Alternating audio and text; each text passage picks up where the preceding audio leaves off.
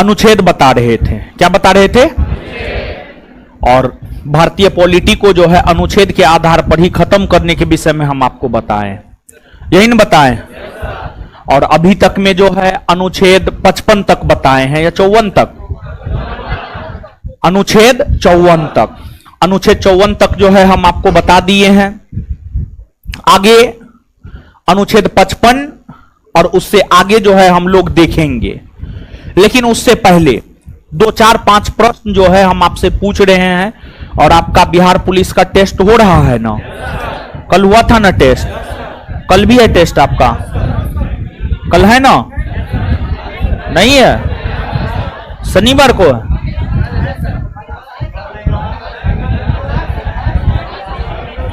बीता हुआ कल हुआ था ना टेस्ट? हाँ ठीक है, टेस्ट सप्ताह में 4 दिन करवा देते हैं। ठीक है, अगर 7 अगस्त को परीक्षा हो जाएगा तो टेस्ट रखले रह जाएगा, बनाल सेट जो है खराब हो जाएगा। तो सप्ताह में 4 दिन करवा देते हैं। कल भी आपका टेस्ट है, सोमवार, बुधवार, शुक्रवार, शनिवार 4 दिन टेस्ट करवा देते हैं। क्या वो टेस्ट अभी तक आप लोग का हो चुका है? 3 टेस्ट हुआ है। 3 टेस्ट हुआ है तो 3 टेस्ट में 3 गुना 100, 300 क्वेश्चन। 300 क्वेश्चन में कितना क्वेश्चन याद है?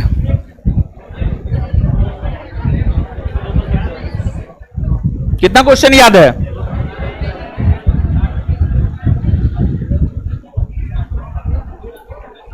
हे, क्या क्वेश्चन याद है 300 में? एगो बोल रहा है, एगो। नानी गांव जाइए, एगो क्वेश्चन याद करके। आपके नाना जी आ जाएंगे आपके दादी गांव। एगो क्वेश्चन याद है। 1 नंबर का नौटंकी बात सब है।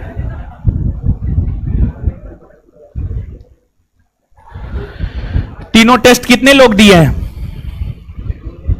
हाथ खड़ा कीजिए, सही से हाथ खड़ा कीजिए। हाँ ठीक है। अब बाद बाकी लोग क्या झाल बजाने आए हैं? ये लोग को झुनझुना थमा देंगे, बजाएगी अपना। कोई लक्षण ही नहीं है पढ़ने का। हम कितनों टेस्ट करवा दे, कितनों पढ़ा दे, रिजल्ट होगा?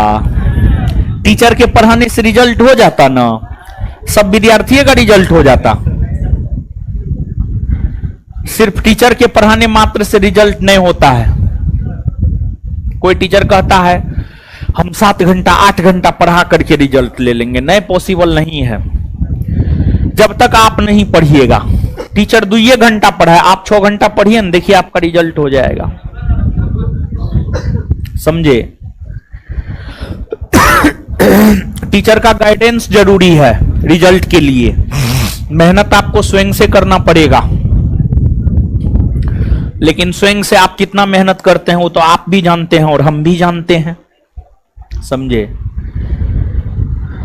किसी को नहीं याद है 300 क्वेश्चन?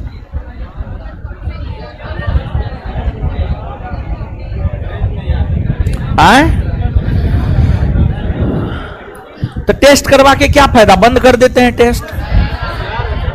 आए? जब आप लोग करबे न करते हैं तो टेस्ट करवा करके फायदा क्या?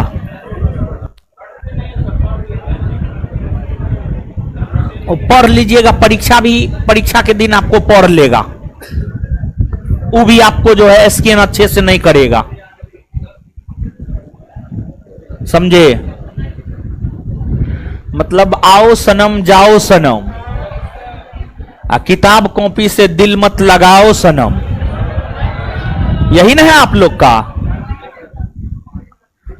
क्लास आएंगे जाएंगे लेकिन पढ़ना लिखना नहीं है। काहे के लिए हम अपना टाइम और एनर्जी दोनों वेस्ट कर रहे हैं आप लोगों के चक्कर में? क्या है कि ना है? अब तो हमको सही है लग रहा, भले हम रविवार को नहीं आकर के क्लास लिए, भले अपना चले गए कहीं कैलाश पर्वत पर।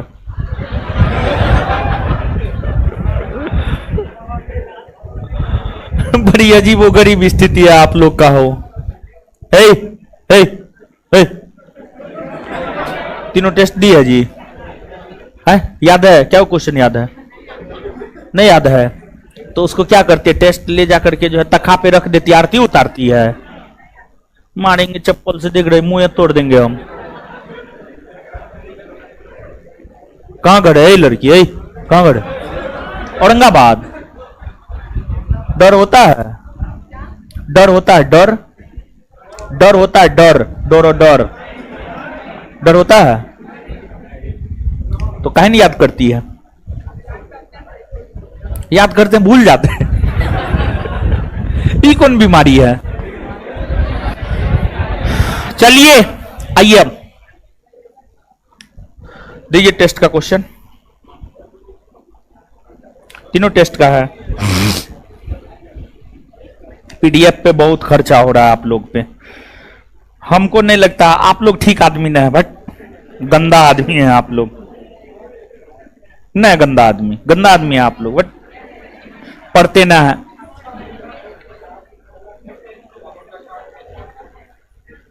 बताइए तो हावड़ा शिवपुर षड्यंत्र केस की घटना कब हुई? 1900। कांग्रेस का पहला गांव में आयोजित होने वाला अधिवेशन फैजपुर। बोस्टन टी पार्टी का संबंध कौन चीज से? हाय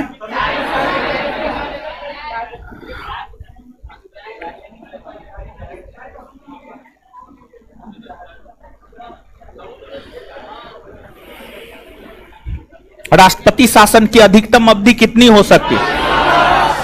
3। ट्रांसफॉर्मर प्रयुक्त होता है कौन धारा के लिए? एसी धारा के लिए।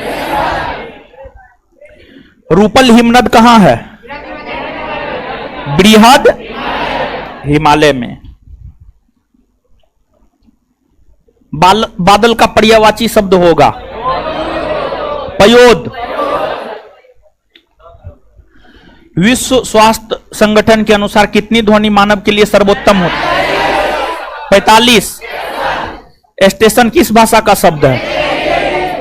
अंग्रेजी।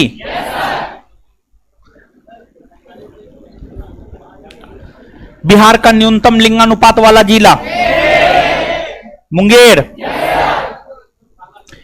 एक वयस्क मानव हृदय का औसत वजन 300 ग्राम।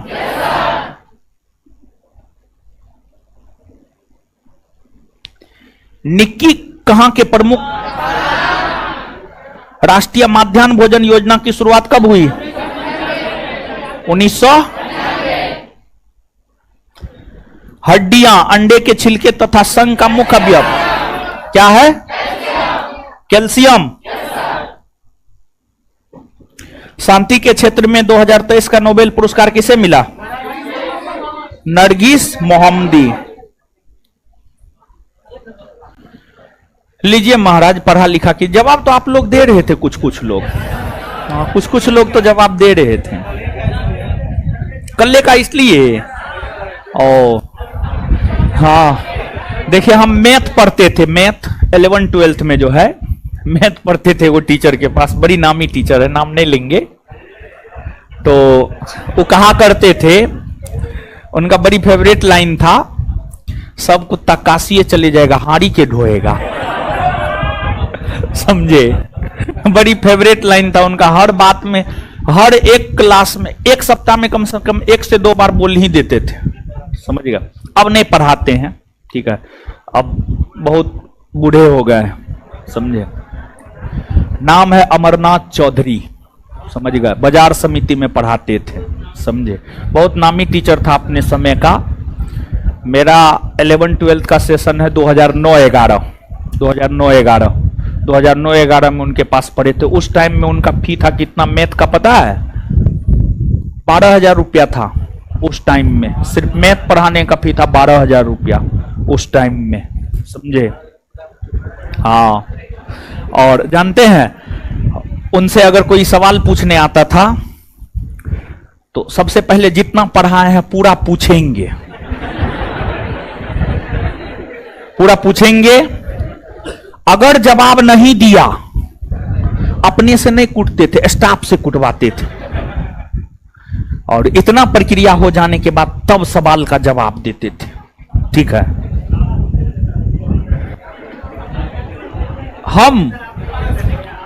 हम नहीं पड़े उस सब चक्कर में, हम पागल हैं, नहीं हो समझ में। हाँ,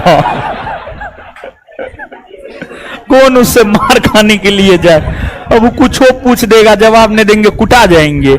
उतना पागल नहीं, उतना कॉमन सेंस हमको शुरुए से है। मार खाएंगे महाराज। हाँ सही है, बात है।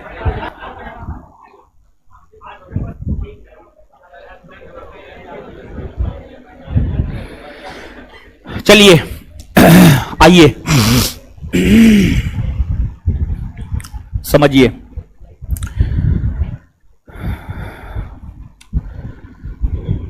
ई अनुच्छेद जो बता रहे हैं, ई याद है ना? कि इहो नहीं याद है? याद है ना? अनुच्छेद याद है ना? ये लड़की अनुच्छेद याद है ना? खड़ा होइए तो, खड़ा ही होइए।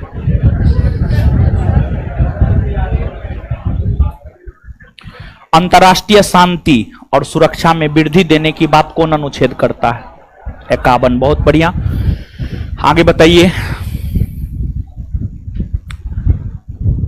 समान नागरिक सिविल संहिता कितने राज्य में लागू है वर्तमान? कौन कौन? गोवा और उत्तराखंड। ठीक है, आगे बताइएगा। संवैधानिक उपचारों के अधिकार की चर्चा कौन अनुच्छेद में है? क्या? 32। हाँ ठीक है। धार्मिक कार्यों के प्रबंधन की चर्चा कौन अनुच्छेद में है? 25 या 26? ठीक है 26। पहले तो आप 25 बोले थे। इसके बाद आगे बताइए। अस्पृश्यता का अंत 17। ठीक है, इसके बाद आगे बताइएगा। नागरिकता को लेकर कानून भारत की संसद बना सकता है, कौन अनुच्छेद कहता है? नागरिकता को लेकर कानून भारत की संसद बना सकता है, अनुच्छेद? अपने मन से बोल रहे हैं सब कि दूसरे का सुन सुन करके बोले? बैठ जाइए। चलिए ठीक है, लड़की का तैयारी ठीक है। और सब हिस्ट्री सब आता है ना जी? ज्योग्राफी सब? ज्योग्राफी नहीं आता है? नील बटे सन्नाटा। बायोलॉजी आता है। केमिस्ट्री, फिजिक्स थोड़ा बहुत आता है ना? जो सेट बनाती है उसमें कितना मार्क आता है? 50+ आता है। तब तो आपका रिजल्ट हो जाएगा। आप फिजिकल का तैयारी कीजिए, पढ़िए भी, फिजिकल का तैयारी भी कीजिए। बिहार पुलिस बनना है ना? बनना है ना? आप फिजिकल का भी तैयारी कीजिए। अच्छा, सेट में 50+ कौन कौन लड़की को आता है? हाथ खड़ा कीजिए तो। रिजल्ट तीसरा टेस्ट का आ गया है। अपने से भी तो आप लोग चेक करते होंगे। हाथ खड़ा कीजिए तो। जिस भी लड़की का सेट में 50+ आ रहा है उसका रिजल्ट हो जाएगा, समझे? लड़का लोग तो सब नालायक रह जाएगा। चलिए आइए, अब आइए। अनुच्छेद 54 तक बता दिए थे, ठीक है? अब सीरियस हो जाइए। अभी तक हम खुदे सीरियस नहीं थे, अब हम सीरियस हो रहे हैं। अब आप भी सीरियस हो जाइए। सुबह से पढ़ा रहे हैं।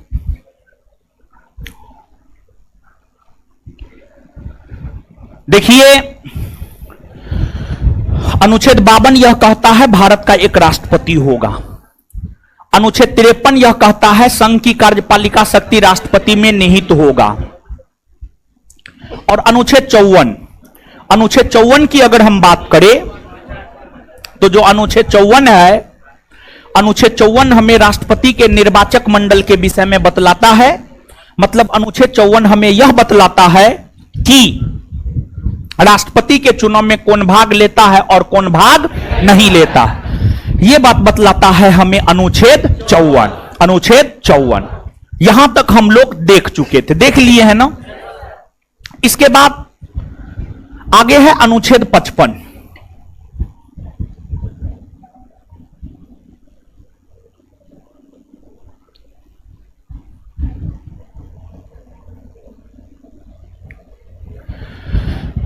अनुच्छेद 55 आगे है आपको अनुच्छेद 55 समझिएगा अब आप अनुच्छेद 55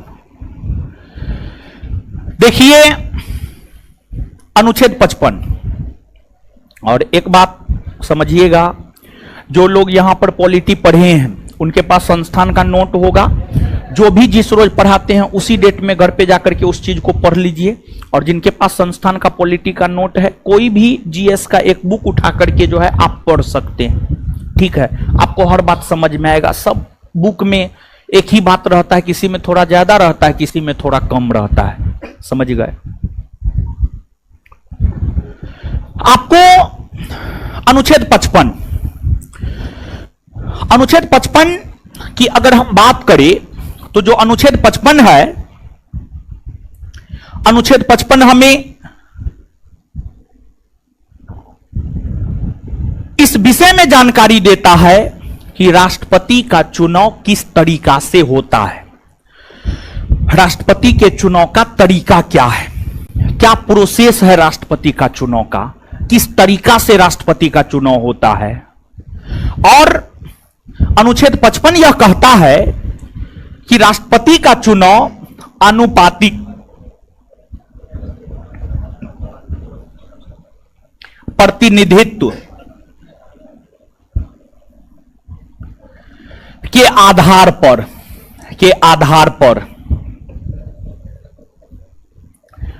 एकल संक्रमणीय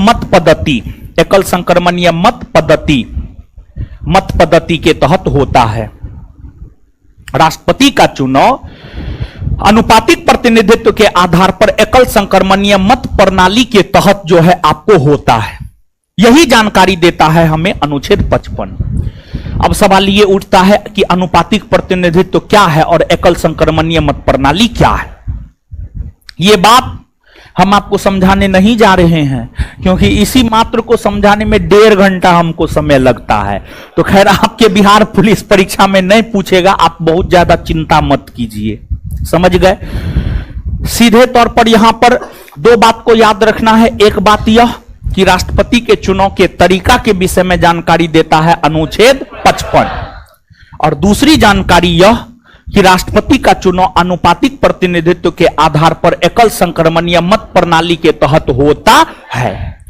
जिनको भी इसे समझना है संस्थान के YouTube चैनल पर इसका वीडियो है अनुच्छेद 54 और अनुच्छेद 55 आप YouTube चैनल पर सर्च मारिएगा अनुच्छेद 54 और अनुच्छेद 55 डिस्कस बाय रोशन आनंद आपको आ जाएगा आप वहां पर जाकर के 1 से 1.5 घंटा का वीडियो है आराम से जाकर के देख करके आप समझ लीजिएगा यहां पर हम आपको डिस्कस नहीं करेंगे सिर्फ अनुच्छेद 55 में इतना लेकिन एक दो बात आप यहां पर जानिए देखिए जो राष्ट्रपति का चुनाव होता है राष्ट्रपति के चुनाव में क्या होता है जानते हैं राष्ट्रपति के चुनाव में तब किसी उम्मीदवार को विजेता घोषित किया जाता है जब वह उम्मीदवार कुल पड़े वैध मतों का 50% से अधिक मत प्राप्त करता है जब कोई उम्मीदवार कुल पड़े वैध मतों का 50% से अधिक मत प्राप्त करता है तब उस उम्मीदवार को विजेता घोषित किया जाता है नहीं तो नहीं घोषित किया जाता है और दूसरी बात आप सब लोगों ने पिछली क्लास में इस बात को जाना है कि राष्ट्रपति के चुनाव में संसद के दोनों सदनों के निर्वाचित सदस्य यानी एमपी और सभी राज्यों के विधानसभा के निर्वाचित सदस्य यानी एमएलए तो राष्ट्रपति के चुनाव में निर्वाचित एमपी और एमएलए भाग लेता है तो राष्ट्रपति के चुनाव में जो निर्वाचित एमपी और एमएलए भाग लेता है उस एमपी और एमएलए के मत का मूल्य जो होता है वह एक नहीं होता है एमपी और एमएलए के मत का मूल्य एक नहीं होता है बल्कि एमपी और एमएलए के मत का मूल्य एक से अधिक होता है उसके पीछे रीजन यह है कि एक एमपी सिर्फ स्वयं अपना प्रतिनिधित्व नहीं करता है, बल्कि अपनी तमाम लोकसभा क्षेत्र की जनता का प्रतिनिधित्व करता है, और एक एमएलए अपने विधानसभा की तमाम जनता का प्रतिनिधित्व करता है। यही वजह है कि एमपी और एमएलए के मत का मूल्य एक नहीं होता है, बल्कि एक से अधिक होता है। और एक एमपी औसतन 10 लाख जनसंख्या का प्रतिनिधित्व करता है, और एक एमएलए औसतन 1 लाख जनसंख्या का प्रतिनिधित्व करता है। एक एमपी औसतन 10 लाख जनसंख्या का प्रतिनिधित्व करता है, और एक एमएलए औसतन 1 लाख जनसंख्या का प्रतिनिधित्व करता है। तो आप स्वयं थोड़ा कॉमन सेंस लगा करके देखिए, जो ज्यादा जनसंख्या का प्रतिनिधित्व करेगा उसके मत का मूल्य उतना ज्यादा होगा, और जो कम जनसंख्या का प्रतिनिधित्व करेगा उसके मत का मूल्य उतना कम होगा। यानी कहने का मतलब यह हुआ कि एमपी के मत का मूल्य अधिक होता है एमएलए के मत के मूल्यों की तुलना में। एमपी के मत का मूल्य अधिक होता है एमएलए के मत के मूल्यों की तुलना में। दूसरी बात, एमएलए, हर राज्य में अपना अलग अलग एमएलए होता है, और हर राज्य के एमएलए के मत का मूल्य अलग अलग होता है। जैसे उत्तर प्रदेश के एमएलए का मत का मूल्य अलग मिलेगा, बिहार के एमएलए के मत का मूल्य अलग मिलेगा, झारखंड के एमएलए के मत का मूल्य अलग मिलेगा। और विशेष तौर पर जिस राज्य का एमएलए जितना ज्यादा जनसंख्या का प्रतिनिधित्व करेगा उस राज्य के एमएलए के मत का मूल्य उतना अधिक होगा, और जिस राज्य के एमएलए जितना कम जनसंख्या का प्रतिनिधित्व करेगा उसके मत का मूल्य उतना कम होगा। तो उत्तर प्रदेश राज्य का एक एमएलए सबसे अधिक जनसंख्या का प्रतिनिधित्व करता है, तो उत्तर प्रदेश के एक एमएलए के मत का मूल्य सबसे अधिक होता है। फिर आपको सिक्किम का एक एमएलए सबसे कम जनसंख्या का प्रतिनिधित्व करता है, वहां के एक एमएलए के मत का मूल्य सबसे कम होता है, वहां के एक एमएलए के मत का मूल्य सबसे कम होता है। तो मतलब सभी राज्य के एमएलए के मत के मूल्यों की अगर हम लोग बात करें तो सभी राज्य के एमएलए के मत का मूल्य भी एक समान नहीं होता है, बल्कि सभी राज्य के एमएलए के मत का मूल्य भी अलग अलग होता है। सबसे ज्यादा उत्तर प्रदेश राज्य के एक एमएलए के मत का मूल्य होता है, और सबसे कम जो है आपको सिक्किम के एक एमएलए के मत का मूल्य होता है। समझ गए आप इस बात को? तो ये सब चीज जो है आपको याद रखना है। तो आइए इसको याद भी कर लेते हैं। राष्ट्रपति के चुनाव के तरीका के विषय में जानकारी कौन अनुच्छेद है? राष्ट्रपति के चुनाव के तरीका के विषय में जानकारी कौन अनुच्छेद? अच्छा, अनुच्छेद 55 के तहत राष्ट्रपति का चुनाव किस तरीका से होता है? अनुपातिक प्रतिनिधित्व के आधार पर एकल संक्रमणीय मत प्रणाली के तहत होता है। ठीक है, इसके बाद आगे बतलाइएगा आप हमको कि राष्ट्रपति के चुनाव में जो एमपी और एमएलए भाग लेते हैं, एमपी और एमएलए के मत का मूल्य एक होता है या एक से अधिक? एमपी और एमएलए में ज्यादा मत का मूल्य किसका होता है? एमपी का ना। और सभी राज्यों के एमएलए के मत का मूल्य एक होता है? नहीं ना, अलग अलग होता है ना। सबसे अधिक किस राज्य के एमएलए के मत का मूल्य आए? सबसे कम? सबसे कम? क्लियर है ये बात? इसके बाद अगला अनुच्छेद है अनुच्छेद 56। अनुच्छेद 56 की अगर हम बात करें तो जो अनुच्छेद 56 है, अनुच्छेद 56 हमें राष्ट्रपति के कार्यकाल के विषय में बतलाता है। अनुच्छेद 56 हमें राष्ट्रपति के कार्यकाल के विषय में बतलाता है, मतलब राष्ट्रपति का कार्यकाल कितने वर्षों का होता है। अनुच्छेद 56 यह कहता है कि राष्ट्रपति का कार्यकाल उसके शपथ ग्रहण करने की तिथि से 5 वर्षों का होता है। अनुच्छेद 56 हमें राष्ट्रपति के कार्यकाल के विषय में बतलाता है, और अनुच्छेद 56 यह कहता है कि राष्ट्रपति का कार्यकाल उसके शपथ ग्रहण करने की तिथि से 5 वर्षों का होता है। राष्ट्रपति का कार्यकाल उसके शपथ ग्रहण करने की तिथि से 5 वर्षों का होता है। यह बात कहता है आपको अनुच्छेद 56। तो आपको समझना है इस बात को कि राष्ट्रपति के कार्यकाल, समझना नहीं है, याद रखना ही। तो अब समझिएगा, इसमें समझने वाला है क्या? कुछ है? कुछ नहीं है। ठीक है, तो राष्ट्रपति के कार्यकाल के विषय में जानकारी कौन अनुच्छेद देता आए? और देखिए, आप लोग को जो याद नहीं होता है और जो भूल जाते हैं, ठीक है, हम बार बार बोलते हैं, आप लोग समझते ना। जब समझाए ना तो समझिए, जब याद करवाए तो मुंह खोल करके बोलिए। समझ गए। हम हाल फिलहाल का एक अनुभव बता रहे हैं। हॉस्टल में पर रोज 10 से 10:30 बजे के बीच टेस्ट होता है। 50 क्वेश्चन रहता है, उसमें लिखना रहता है सब्जेक्टिव, और जिसको 60% से कम मार्क आता है, यानी 30 से कम मार्क आता है, उसको हम कूटते हैं, समझो, उसका हम करते हैं कुटाई। तो 2-3 लड़का था, उसको देख रहे थे, बार बार पर डे जो है उसको 60% से कम ही मार्क आ रहा था, 30 मार्क से कम ही आ रहा था। उसको पूछे कैसे पढ़ता है, तो बोला मुंह बंद करके पढ़ते हैं। बोले अफसर हो गया है।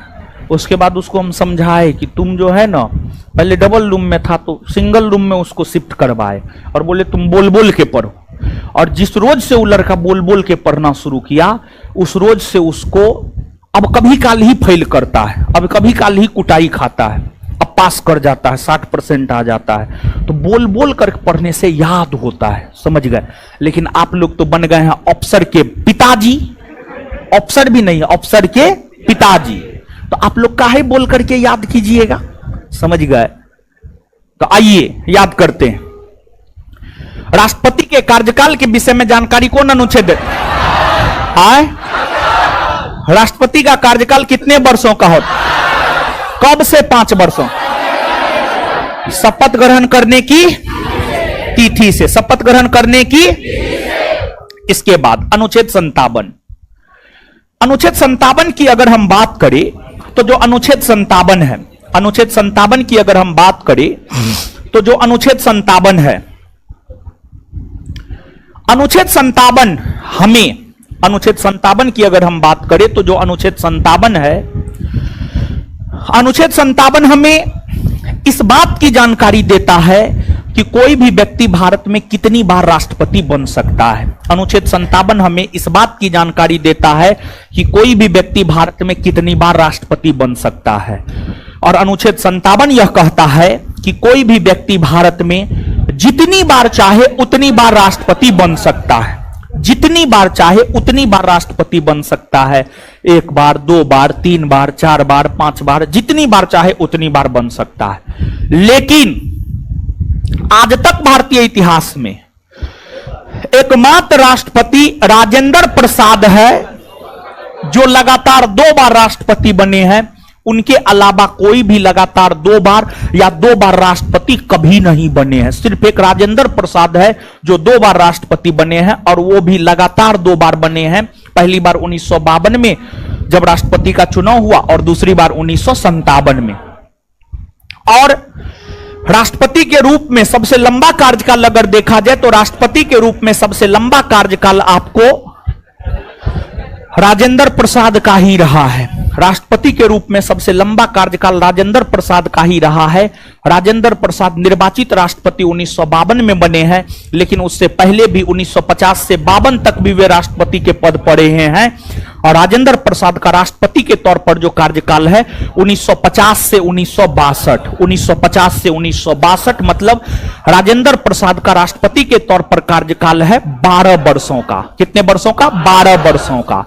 और जैसे राष्ट्रपति के तौर पर सबसे लंबा कार्यकाल राजेंद्र प्रसाद का है, उसी प्रकार से राष्ट्रपति के तौर पर जो सबसे छोटा कार्यकाल है वह जाकिर हुसैन का है। जाकिर हुसैन का है, जाकिर हुसैन का है। और जाकिर हुसैन देश के प्रथम मुस्लिम राष्ट्रपति बने हैं, और इनका पद पर रहते हुए भी निधन हुआ है।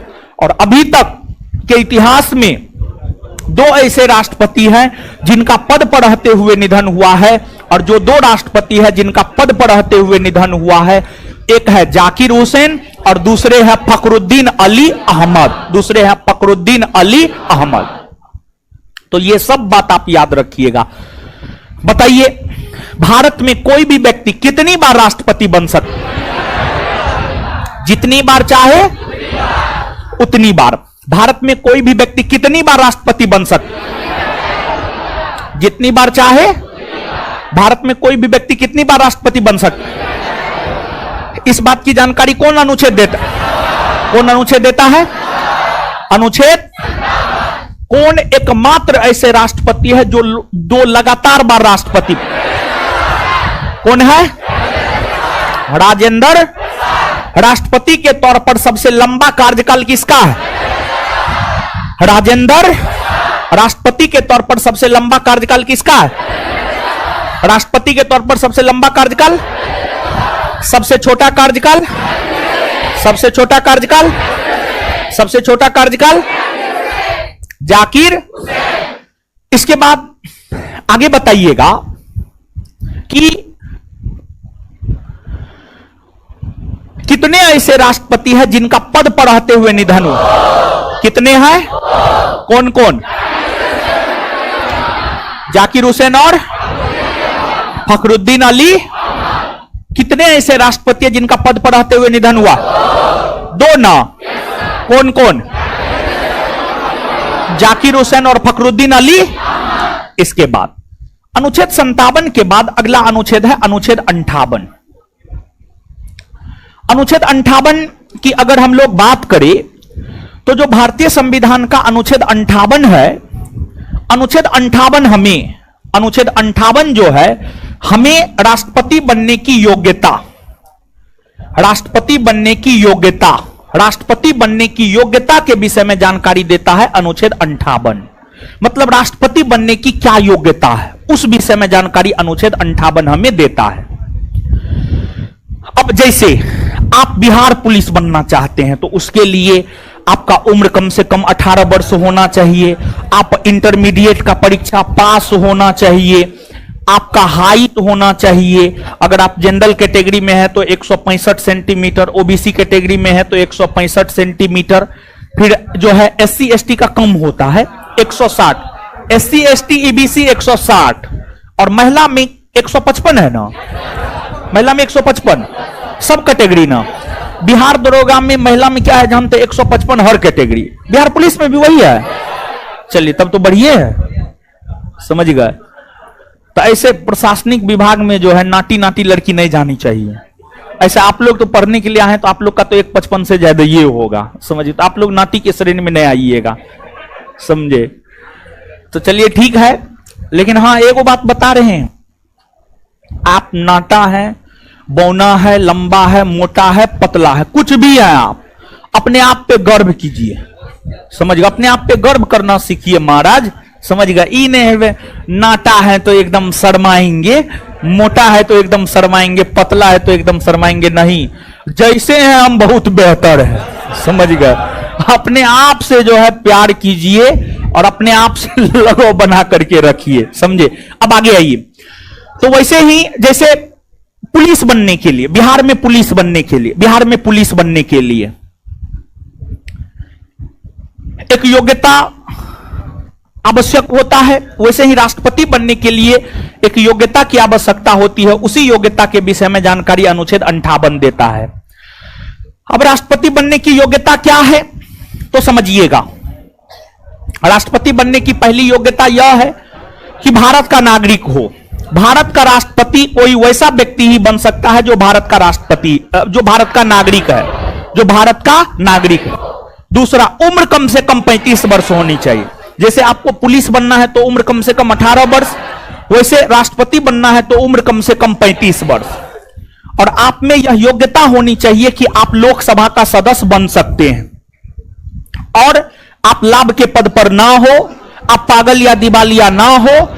इन तमाम कंडीशनों को फुलफिल करके जो है आप राष्ट्रपति का चुनाव लड़ सकते हैं और राष्ट्रपति का चुनाव लड़के अगर आप चुनाव जीतते हैं तो आप राष्ट्रपति निर्वाचित हो जाते हैं। और इसके अलावे राष्ट्रपति के चुनाव में जमानत की राशि 15,000 रुपया होती है। राष्ट्रपति के चुनाव में जमानत की राशि जो होती है वह आपको 15,000 रुपया होती है। मतलब जब आप राष्ट्रपति का चुनाव लड़ते हैं तो भारत सरकार के राजकोष में आपको 15,000 रुपया जमा करना होता है।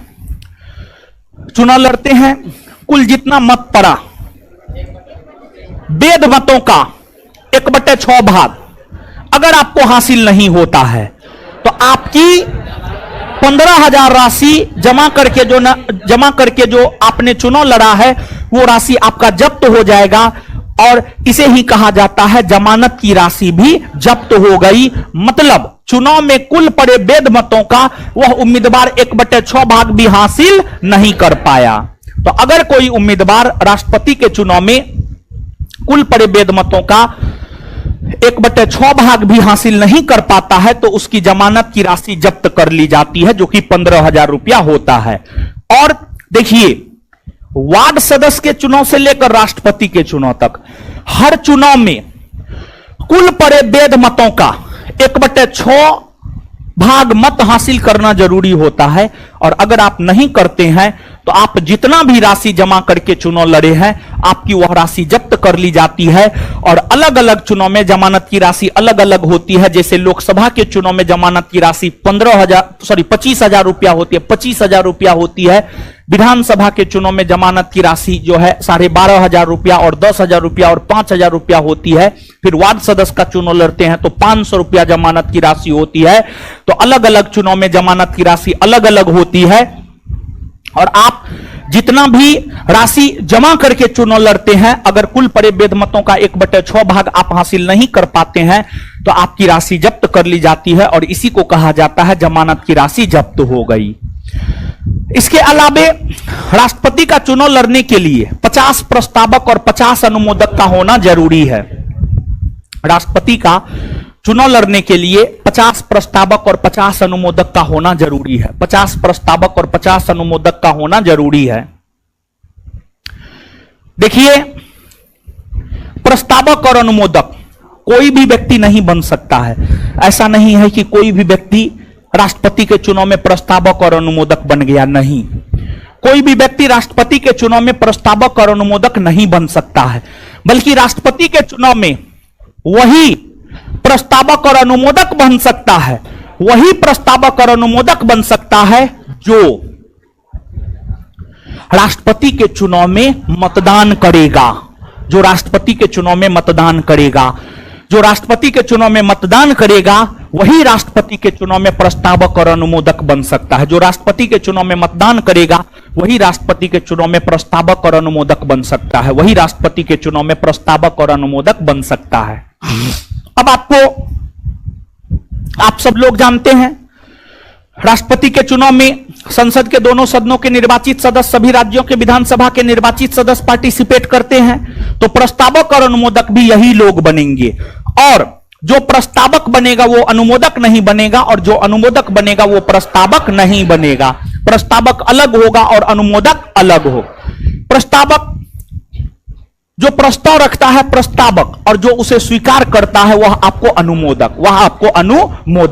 तो राष्ट्रपति के चुनाव लड़ने के लिए 50 प्रस्तावक और 50 अनुमोदक का होना जरूरी है।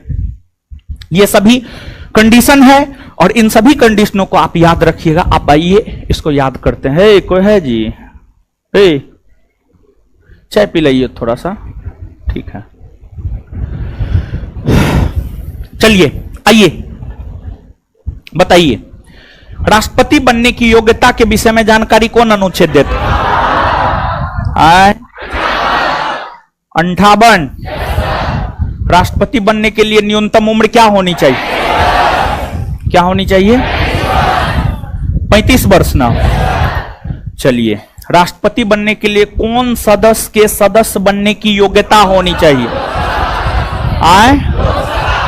लोक राष्ट्रपति बनने के लिए कौन सदन के सदस्य बनने की योग्यता होनी चाहिए? लोक।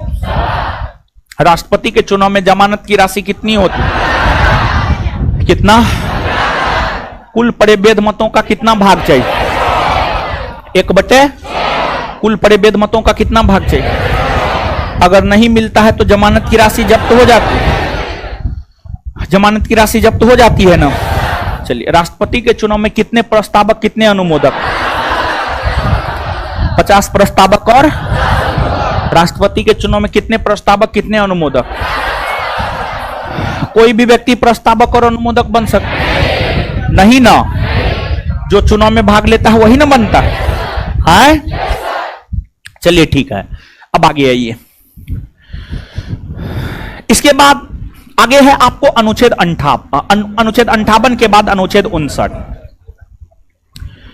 अनुच्छेद 59 की अगर हम बात करें तो जो अनुच्छेद 59 है, यह अनुच्छेद जो अनुच्छेद 59 है, यह अनुच्छेद अगर हम लोग देखें तो यह अनुच्छेद हमें राष्ट्रपति पद की शर्तों के विषय में बतलाता है। यह अनुच्छेद हमें राष्ट्रपति पद की शर्तों के विषय में बतलाता है। यह अनुच्छेद हमें राष्ट्रपति पद की शर्तों के विषय में बतलाता है कि राष्ट्रपति पद की शर्त क्या है।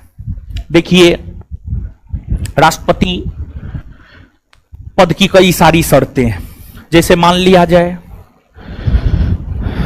जाए कोई संसद सदस्य, कोई मेंबर ऑफ पार्लियामेंट राष्ट्रपति बन गया। जैसे ही कोई संसद सदस्य राष्ट्रपति बन गया तो उन्हें मेंबर ऑफ पार्लियामेंट की सदस्यता छोड़नी होगी। या फिर मान लिया जाए कोई राज्यपाल राष्ट्रपति बन गया तो उसे राज्यपाल का पद छोड़ना होगा। दूसरी बात, अगर कोई व्यक्ति राष्ट्रपति बना है तो भारत की राजधानी दिल्ली में राष्ट्रपति भवन है, उस राष्ट्रपति भवन में आकर के उसे रहना होगा। उस राष्ट्रपति भवन में आकर के उसे रहना होगा और राष्ट्रपति को 5 लाख रुपया प्रति माह वेतन दिया जाता है। वो वेतन भी एक्सेप्ट करना होगा और जो राष्ट्रपति का तमाम काम है उस काम को करना होगा। राष्ट्रपति के जो तमाम काम है उस काम को करना होगा। यही सब राष्ट्रपति पद की शर्तें हैं। राष्ट्रपति पद की शर्तों के विषय में जानकारी यहाँ में अनुच्छेद 59 देता है। यहां पर 2 बात याद रखना है। पहली बात इसको याद रखना है कि राष्ट्रपति पद की शर्तों के विषय में कौन अनुच्छेद बताता है, तो अनुच्छेद 59। राष्ट्रपति पद की शर्तों के विषय में जानकारी कौन अनुच्छेद देता है? राष्ट्रपति पद के शर्तों के विषय में जानकारी कौन अनुच्छेद देता है? आगे बताइएगा, राष्ट्रपति को प्रति माह कितना वेतन मिलता है? कितना वेतन मिलता? 5 लाख ना। और राष्ट्रपति भवन कहां है? दिल्ली में। राष्ट्रपति वहीं ना रहते। इसके बाद अनुच्छेद 60। अनुच्छेद 60 की अगर हम लोग बात करें तो जो भारतीय संविधान का अनुच्छेद 60 है यह राष्ट्रपति के शपथ ग्रहण के विषय में बताता है। राष्ट्रपति के शपथ ग्रहण के विषय में बतलाता है। जब कोई व्यक्ति राष्ट्रपति का चुनाव लड़ता है, चुनाव में अगर जीत होती है, किसी एक की जीत होगी, बाद बाकी जितने भी लोग लड़ रहे हैं उनकी हार होगी। जब राष्ट्रपति के चुनाव में जीत होती है किसी व्यक्ति की, तो जीता हुआ व्यक्ति शपथ लेकर ही अपने कार्यों का निर्वहन करना शुरू करता है और राष्ट्रपति को शपथ भारत के सुप्रीम कोर्ट के मुख्य न्यायाधीश के द्वारा दिलाया जाता है। राष्ट्रपति को शपथ भारत के सुप्रीम कोर्ट के मुख्य न्यायाधीश के द्वारा दिलाया जाता है। तो राष्ट्रपति के शपथ ग्रहण के विषय में जानकारी अनुच्छेद 60 देता है और अनुच्छेद 60 यह कहता है कि राष्ट्रपति को शपथ, अनुच्छेद 60 यह कहता है कि राष्ट्रपति को शपथ जो है सुप्रीम कोर्ट के मुख्य न्यायाधीश के द्वारा दिलाया जाता है। इसके बाद अनुच्छेद 61 पर हम लोग जाएंगे, लेकिन उससे पहले बताइए राष्ट्रपति के शपथ ग्रहण के विषय में जानकारी कौन अनुच्छेद देता है? राष्ट्रपति के शपथ ग्रहण के विषय में जानकारी कौन अनुच्छेद देता है? अनुच्छेद, राष्ट्रपति को शपथ कौन दिलाता है? सुप्रीम कोर्ट का। राष्ट्रपति को शपथ कौन दिलाता है? सुप्रीम कोर्ट का। राष्ट्रपति को शपथ कौन दिलाता है? सुप्रीम कोर्ट का। इसके बाद अगला अनुच्छेद, आने दीजिए, अब चाय पी लेते हैं पहले, ठीक है। गर्मी की वजह से जानते हैं चाय पीना छोड़ दिए हैं। अरे मौसम विभाग अधिसूचना जारी किया था, उसमें लिखा था शराब नहीं पीना है, चाय नहीं पीना है, कॉफी नहीं पीना है हीट वेव के दौरान, समझ गए? तो सब चीज पीना छोड़ दिए थे हीट वेव के दौरान। लेकिन जो है भूख लग गया, समझे?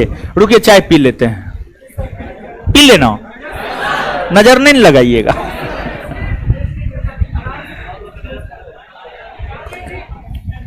आप लोग चाय नहीं पीते हैं? चाय मत पीजिए।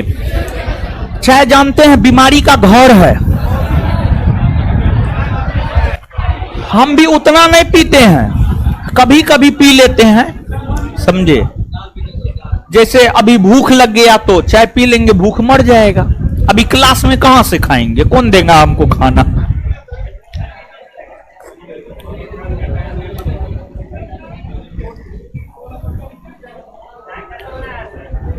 ठीक है, ठीक है, काम चल सकता है। चीनी का मात्रा ठीक है, दूध का मात्रा भी ठीक है, पानी का मात्रा भी ठीक है।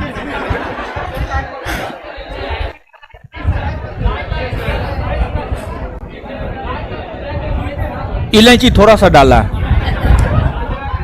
और थोड़ा सा जो है पकना चाहिए, और ठीक है, कम पका है।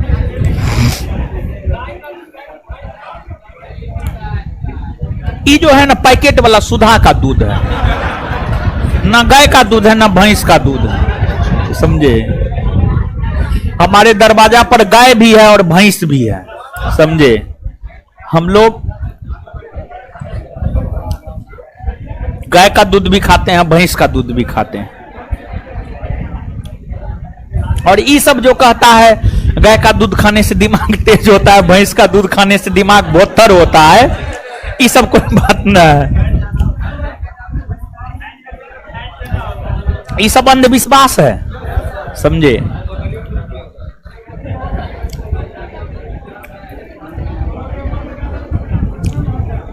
लेकिन हाँ एक बात है, पैकेट वाला दूध नहीं पीना चाहिए, नहीं खाना चाहिए, नहीं खाना चाहिए, नहीं पीना चाहिए, समझे। बच्चा में आप देखेंगे पहले की तुलना में बच्चा में कैंसर की समस्या ज्यादा बढ़ती जा रही है, और उसके पीछे रीजन यही है, पैकेट वाला दूध। पेपर में ये एक रिसर्च आया है, हम अपने मन से नहीं बोल रहे हैं, पेपर में एक रिसर्च आया है, पहले की तुलना में बच्चों में, यानी जन्म से लेकर के 6 बरस 7 बरस 8 बरस के बच्चों में कैंसर का दर जो है बढ़ गया है, समझ गए। और उसका कारण बताया था उस रिसर्च में, पैकेट वाला दूध का पीना, समझ गए। तो आप लोग शादी ब्याह कीजिएगा, बच्चा उच्चा होगा ना, तो आप लोग जो है गाय का दूध या भैंस का दूध उसको पिलाइएगा, समझे। और बच्चा को गांव में रखिएगा, कम से कम 4-5 बरस तक बच्चा को गांव में रखिएगा, समझे। उसके बाद शहर में ले आइएगा, ठीक है।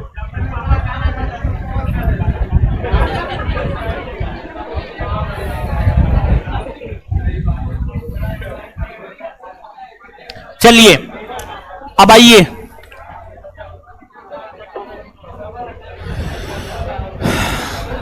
अब आइए यहां पे। अनुच्छेद 60 तक समझ गए ना, याद होते जा रहा है ना, कोई दिक्कत नहीं ना। चलिए आगे आइए, अनुच्छेद 61, अनुच्छेद 61 देखिए। अनुच्छेद 61, अनुच्छेद 61 हमें राष्ट्रपति पर लगने वाले महाभियोग प्रक्रिया के विषय में बतलाता है।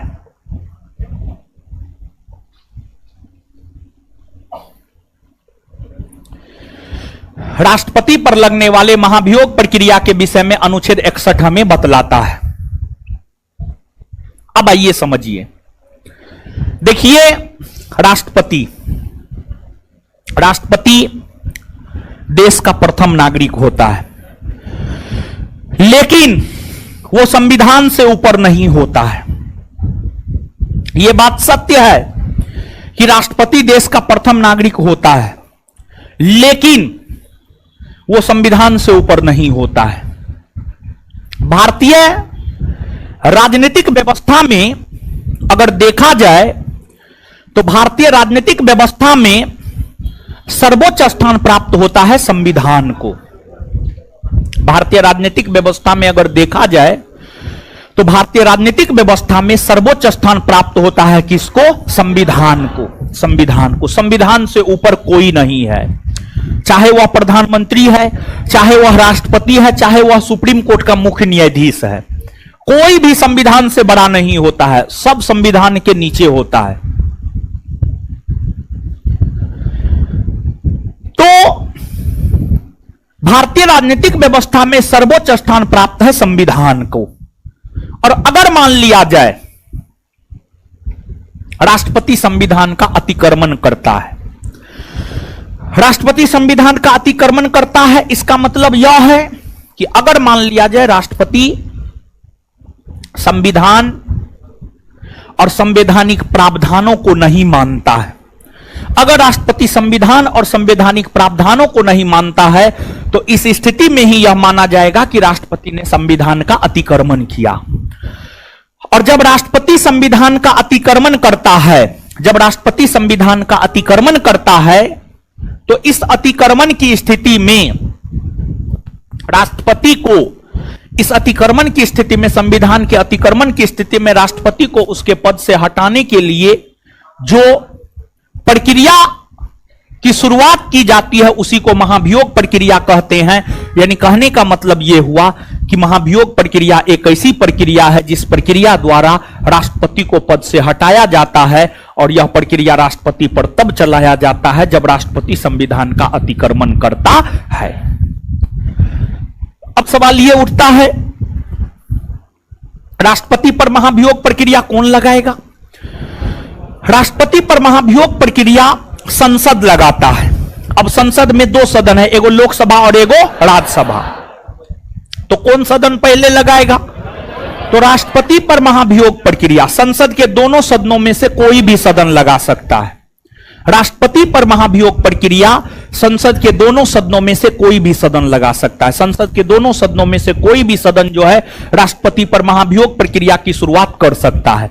राष्ट्रपति पर महाभियोग प्रक्रिया की शुरुआत पहले लोकसभा भी कर सकता है या राज्यसभा भी कर सकता है, दोनों में से कोई भी कर सकता है, दोनों में से कोई भी कर सकता है। लेकिन शर्त यह होता है, जो भी सदन महाभियोग प्रक्रिया की शुरुआत करेगा उसे सूचना राष्ट्रपति को 14 दिन पूर्व देना होगा। मतलब अगर मान लिया जाए श्रीमती द्रौपदी मुर्मू जो कि वर्तमान में राष्ट्रपति है, इनको पद से हटाने के लिए महाभियोग प्रक्रिया लाया गया, राज्यसभा लाया, तो राज्यसभा इसकी सूचना द्रौपदी मुर्मू को 14 दिन पूर्व देगा कि हम आप पर महाभियोग लाने जा रहे हैं।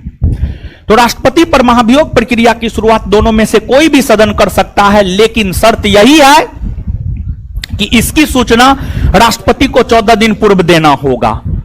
और दूसरा शर्त यह है कि जो सदन महाभियोग लाएगा, जो सदन महाभियोग लाएगा, उसके 1/4 सदस्यों का लिखित समर्थन होना चाहिए। ये दोनों शर्त को फुलफिल करके राष्ट्रपति को पद से हटाने के लिए महाभियोग प्रक्रिया किसी भी सदन में लाया जा सकता है। जिस भी सदन में लाया जाएगा वह सदन सबसे पहले उसे 2/3 बहुमत से पारित करेगा, तत्पश्चात वह दूसरे सदन में जाएगा, दूसरा सदन भी उसे 2/3 बहुमत से पारित करेगा, और जब दोनों सदन 2/3 बहुमत से पारित कर देगा तब जो है आपको महाभियोग प्रक्रिया पूर्ण हुआ माना जाएगा और फिर राष्ट्रपति को अपने पद से हटना होगा। लेकिन ध्यान रखें कि आज तक भारत के भीतर किसी भी राष्ट्रपति को इस प्रक्रिया द्वारा पद से नहीं हटाया गया है, पद से नहीं हटाया गया है। और हां, राष्ट्रपति को पद से हटाया जाने वाला जो महाभियोग प्रक्रिया है, यह एक प्रकार का अर्धन्यायिक प्रक्रिया है। राष्ट्रपति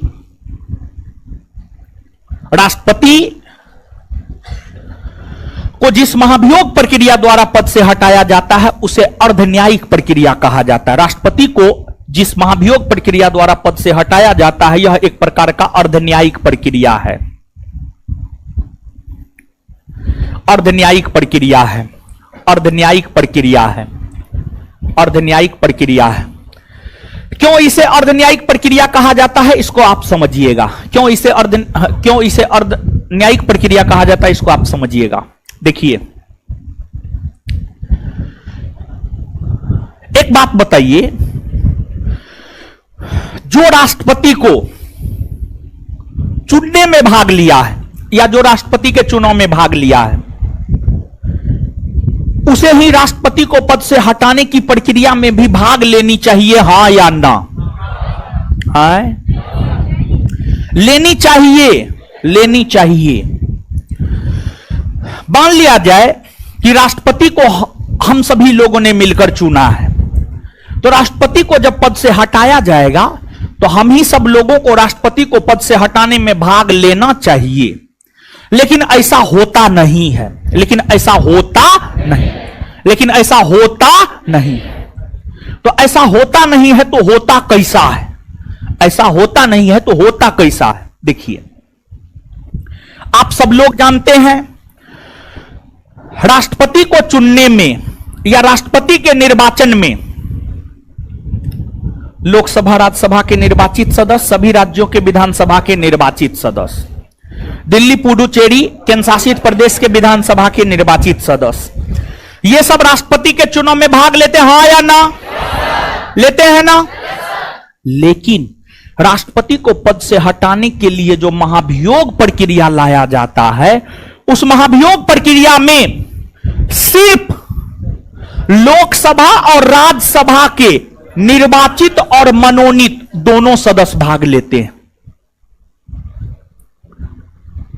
वहीं सभी राज्यों के विधानसभा के निर्वाचित सदस्य राष्ट्रपति के महाभियोग प्रक्रिया में भाग नहीं लेते।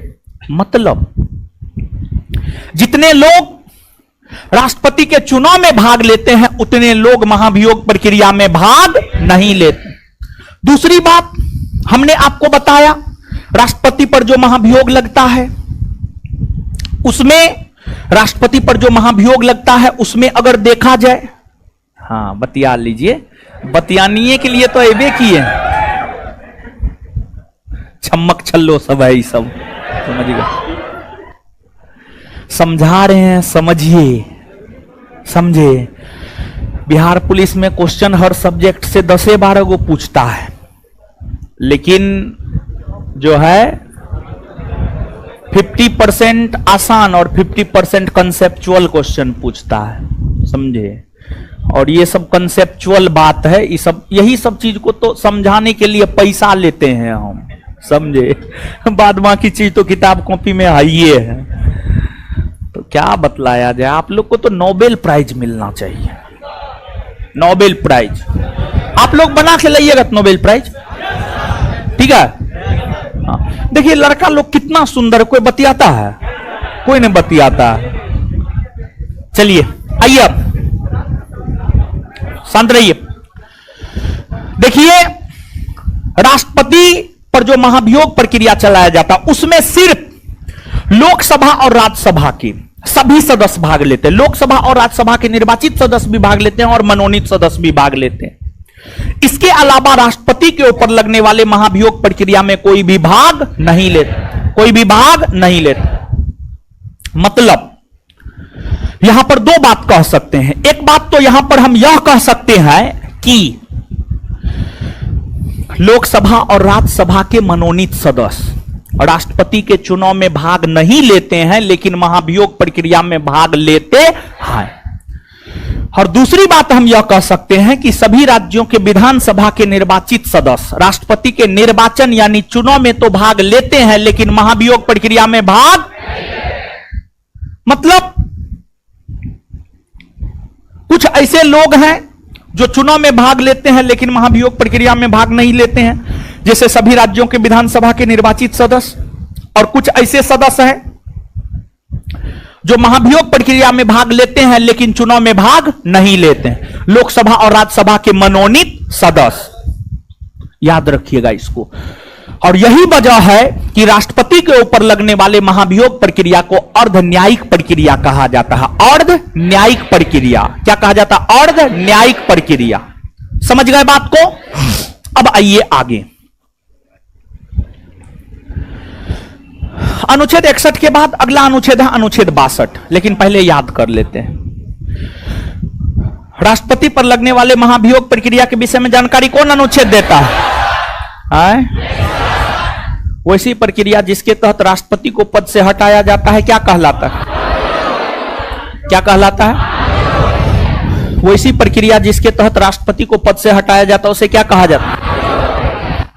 राष्ट्रपति को पद से हटाने के लिए महाभियोग प्रक्रिया की शुरुआत संसद का कौन सदन करता है? दोनों में से, दोनों में से। लेकिन इसकी सूचना राष्ट्रपति को कितना दिन पूर्व देना चाहिए? कितना दिन पूर्व? और महाभियोग प्रक्रिया को संसद के दोनों सदनों को किस प्रकार के बहुमत से पारित करना होता है? 2/3, 2/3, 2/3, 2/3। समझिएगा। तो महाभियोग प्रक्रिया को संसद के दोनों सदनों के किस प्रकार के बहुमत से पारित करना हो? 2/3 बहुमत से पारित करना होता है। इसके बाद आगे बतलाइएगा आप,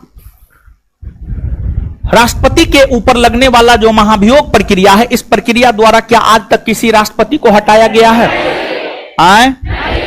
नहीं ना हटाया गया। इसके बाद आगे बताइएगा, राष्ट्रपति के ऊपर लगने वाला महाभियोग प्रक्रिया कैसी प्रक्रिया है? कैसी प्रक्रिया है? अर्ध न्यायिक प्रक्रिया। कैसी प्रक्रिया है? इसके बाद आगे बताइएगा, राष्ट्रपति के ऊपर जो महाभियोग प्रक्रिया चलाया जाता है, कौन ऐसे सदस्य हैं जो राष्ट्रपति के चुनाव में भाग नहीं लेते हैं लेकिन महाभियोग प्रक्रिया में भाग लेते हैं? क्वेश्चन ध्यान से सुनिए। कौन ऐसे सदस्य हैं जो राष्ट्रपति के चुनाव में भाग नहीं लेते हैं लेकिन महाभियोग प्रक्रिया में भाग लेते हैं? लोकसभा और राज्यसभा के मनोनीत सदस्य। लोकसभा और राज्यसभा के मनोनीत, लोकसभा और राज्यसभा के मनोनीत। क्लियर है ये बात? अगली बात बताइएगा, कौन ऐसे सदस्य हैं जो राष्ट्रपति के चुनाव में भाग लेते हैं लेकिन महाभियोग प्रक्रिया में भाग नहीं लेते हैं? सभी राज्यों के विधानसभा के निर्वाचित, सभी राज्यों की विधानसभा के निर्वाचित। तो कौन ऐसे सदस्य जो राष्ट्रपति के चुनाव में भाग लेते हैं लेकिन महाभियोग प्रक्रिया में भाग नहीं लेते हैं? सभी राज्यों के विधानसभा के निर्वाचित। चलिए इसके बाद अनुच्छेद 62 देखिए। अनुच्छेद 62, अनुच्छेद 62 की अगर हम बात करें तो जो अनुच्छेद 62 है, जो अनुच्छेद 62 है, यह अनुच्छेद हमें राष्ट्रपति के पद रिक्त होने यानी पद खाली होने के विषय में बतलाता है। यह अनुच्छेद हमें राष्ट्रपति के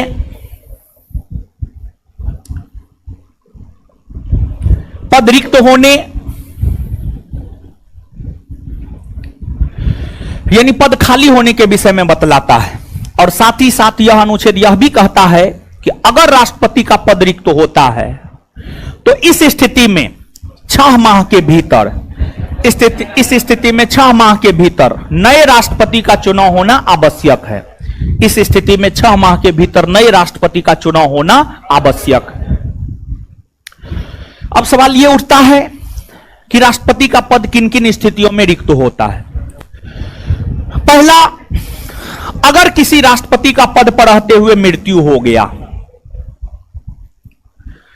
अगर किसी राष्ट्रपति का पद पर रहते हुए मृत्यु हो गया तब राष्ट्रपति का पद रिक्त होता है।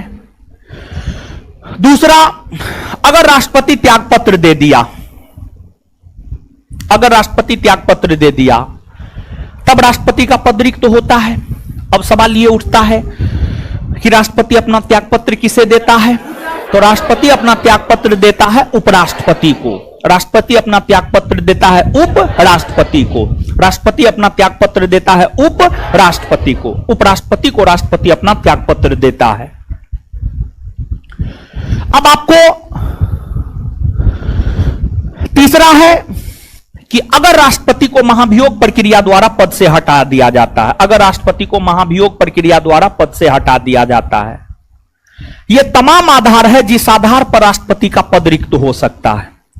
और इन आधारों में से किसी भी आधार पर अगर राष्ट्रपति का पद रिक्त होता है, इन आधारों में से किसी भी आधार पर अगर राष्ट्रपति का पद रिक्त होता है तो फिर राष्ट्रपति के तौर पर काम उपराष्ट्रपति करते हैं। राष्ट्रपति के तौर पर काम उपराष्ट्रपति करते हैं और फिर 6 माह के भीतर नए राष्ट्रपति चुनकर आ जाते हैं और फिर जो नए राष्ट्रपति चुनकर आते हैं वो राष्ट्रपति के तौर पर काम करना शुरू कर देते हैं। तो यहां पर 2-3 बात जो है आपको याद रखनी है और जो 2-3 बात याद रखनी है उसको हम लोग याद करते हैं। बताइएगा, राष्ट्रपति का पद रिक्त होने की स्थिति में कितने माह के भीतर नए राष्ट्रपति का चुनाव होना आवश्यक है? राष्ट्रपति का पद रिक्त होने की स्थिति में कितने माह के भीतर नए राष्ट्रपति का चुनाव होना आवश्यक है? 6 माह। 6 माह के भीतर। अगली बात, कौन अनुच्छेद यह कहता है कि राष्ट्रपति का पद रिक्त होने की स्थिति में 6 माह के भीतर नए राष्ट्रपति का चुनाव होना आवश्यक है? अनुच्छेद। राष्ट्रपति अपना त्यागपत्र किसे देता है? राष्ट्रपति अपना त्यागपत्र किसे देता है?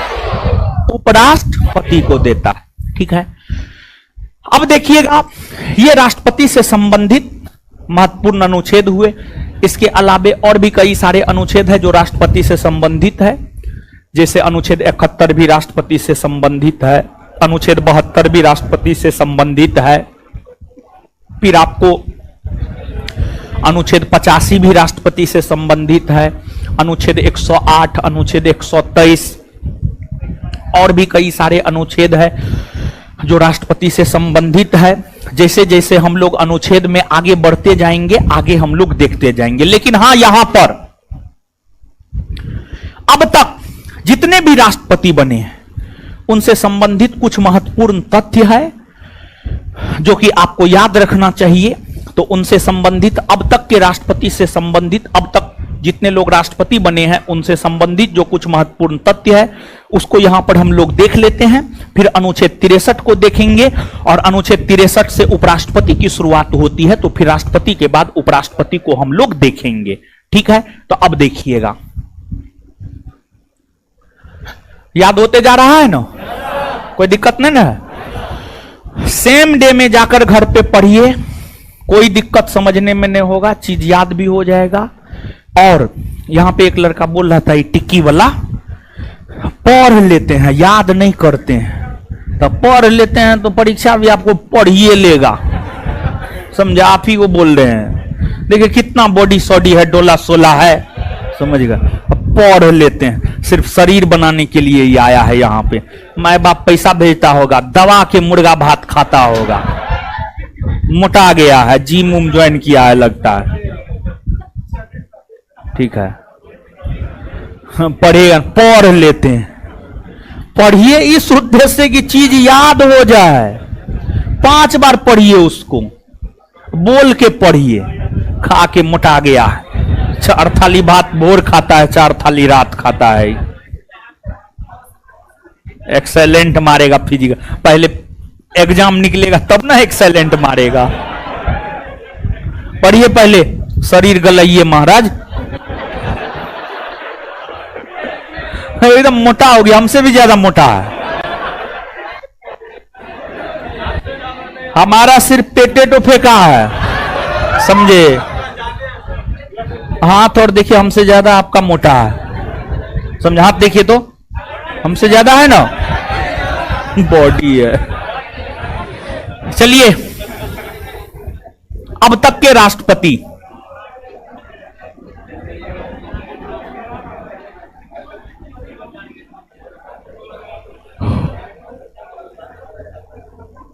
देखिए ध्यान दीजिएगा, आइएगा यहां पे। देश के प्रथम राष्ट्रपति की अगर हम लोग बात करें तो देश के प्रथम राष्ट्रपति बने हैं डॉक्टर राजेंद्र प्रसाद। राजेंद्र प्रसाद, इनका कार्यकाल है 1950 से 1962। प्रथम राष्ट्रपति हैं, राष्ट्रपति के तौर पर सबसे लंबा कार्यकाल है, लगातार 2 बार राष्ट्रपति बने हैं। इसके बाद देश के द्वितीय राष्ट्रपति की अगर हम बात करें तो द्वितीय राष्ट्रपति है सर्वपल्ली राधाकृष्णन। सर्वपल्ली राधाकृष्णन, ये 1962 से 1967 तक राष्ट्रपति के पद पर रहे हैं। ये राष्ट्रपति बनने से पहले लगातार 2 बार उपराष्ट्रपति रहे हैं। 1952 से 1962 तक ये उपराष्ट्रपति रहे हैं और उपराष्ट्रपति बनने से पहले ये रूस के राजदूत हुआ करते थे। रूस के राजदूत हुआ करते थे।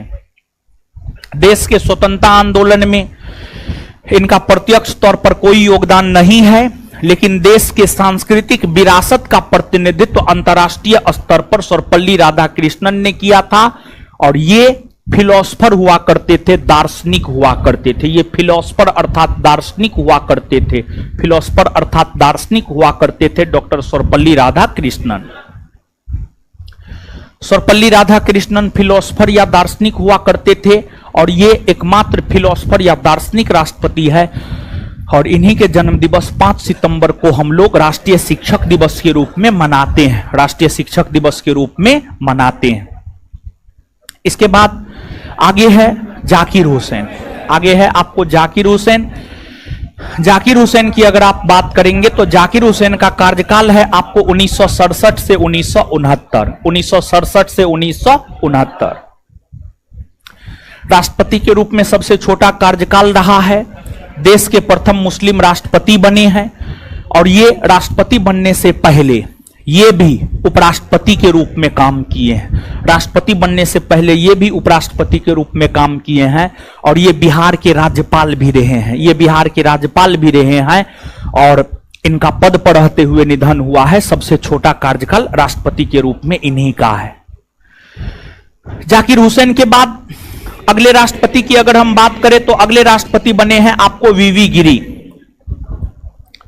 अगले राष्ट्रपति बने हैं वीवी गिरी और जो वीवी गिरी है, वीवी गिरी का कार्यकाल है 1969 से 1974, 1969 से 1974।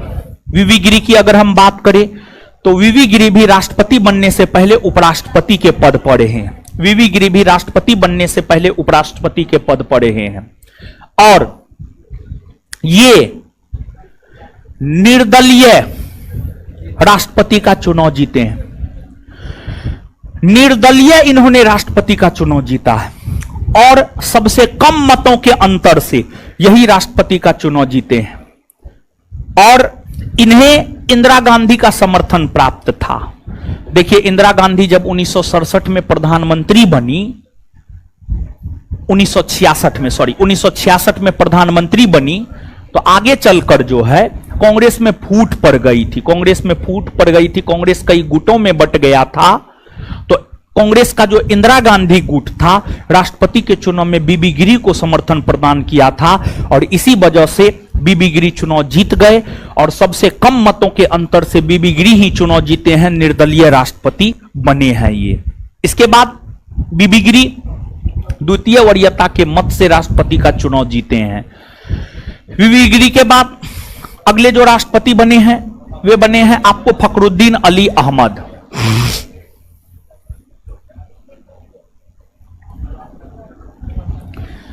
फखरुद्दीन अली अहमद और फखरुद्दीन अली अहमद की अगर हम बात करें तो इनका कार्यकाल है 1974 से 1977।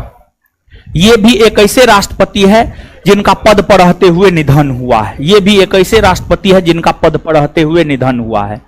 फखरुद्दीन अली अहमद के बाद जो अगले राष्ट्रपति बने हैं उनका नाम है नीलम संजीव रेड्डी। नीलम संजीव रेड्डी, नीलम संजीव रेड्डी, नीलम संजीव रेड्डी। और जो नीलम संजीव रेड्डी है ये 2 बार राष्ट्रपति का चुनाव लड़े हैं। पहली बार 1969 ईस्वी में बीबी गिरी के खिलाफ और दूसरी बार 1977 ईस्वी में। जब नीलम संजीव रेड्डी दूसरी बार 1977 ईस्वी में राष्ट्रपति का चुनाव लड़े थे तो ये निर्विरोध राष्ट्रपति निर्वाचित हुए। ये निर्विरोध राष्ट्रपति निर्वाचित हुए मतलब इनके विरोध में कोई राष्ट्रपति के चुनाव में खड़ा ही नहीं हुआ। नीलम संजीव रेड्डी के विरोध में 1977 ईस्वी में कोई खड़ा ही नहीं हुआ, अर्थात ये निर्विरोध राष्ट्रपति का चुनाव जीते और भारत में एकमात्र ऐसे राष्ट्रपति नीलम संजीव रेड्डी है जो निर्विरोध राष्ट्रपति का चुनाव जीते हैं। इसके बाद नीलम संजीव रेड्डी के बाद अगले जो राष्ट्रपति है वे है आपको ज्ञानी जैल सिंह।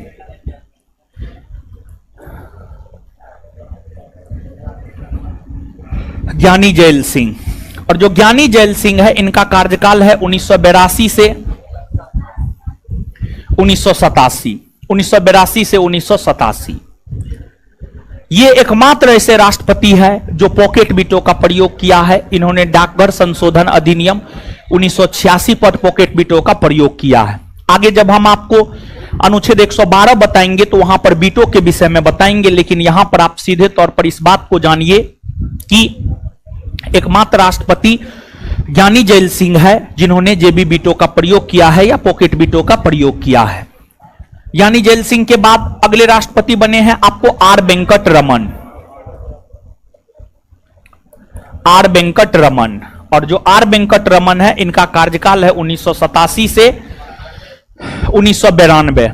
और आर वेंकट रमन भी ऐसे राष्ट्रपति है जो राष्ट्रपति बनने से पहले उपराष्ट्रपति रहे हैं, और इन्होंने अपने राष्ट्रपति कार्यकाल के आधार पर अपनी आत्मकथा लिखा है।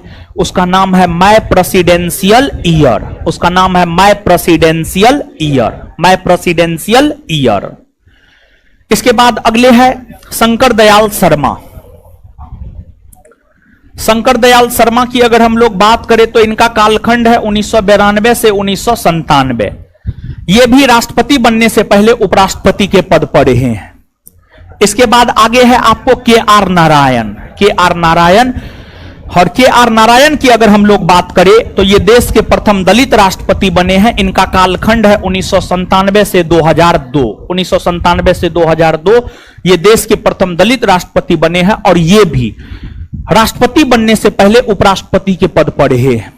और आज तक के इतिहास में कुल 6 ऐसे उपराष्ट्रपति हैं जो राष्ट्रपति बने हैं। आज तक के इतिहास में कुल 6 ऐसे उपराष्ट्रपति हैं जो राष्ट्रपति बने हैं।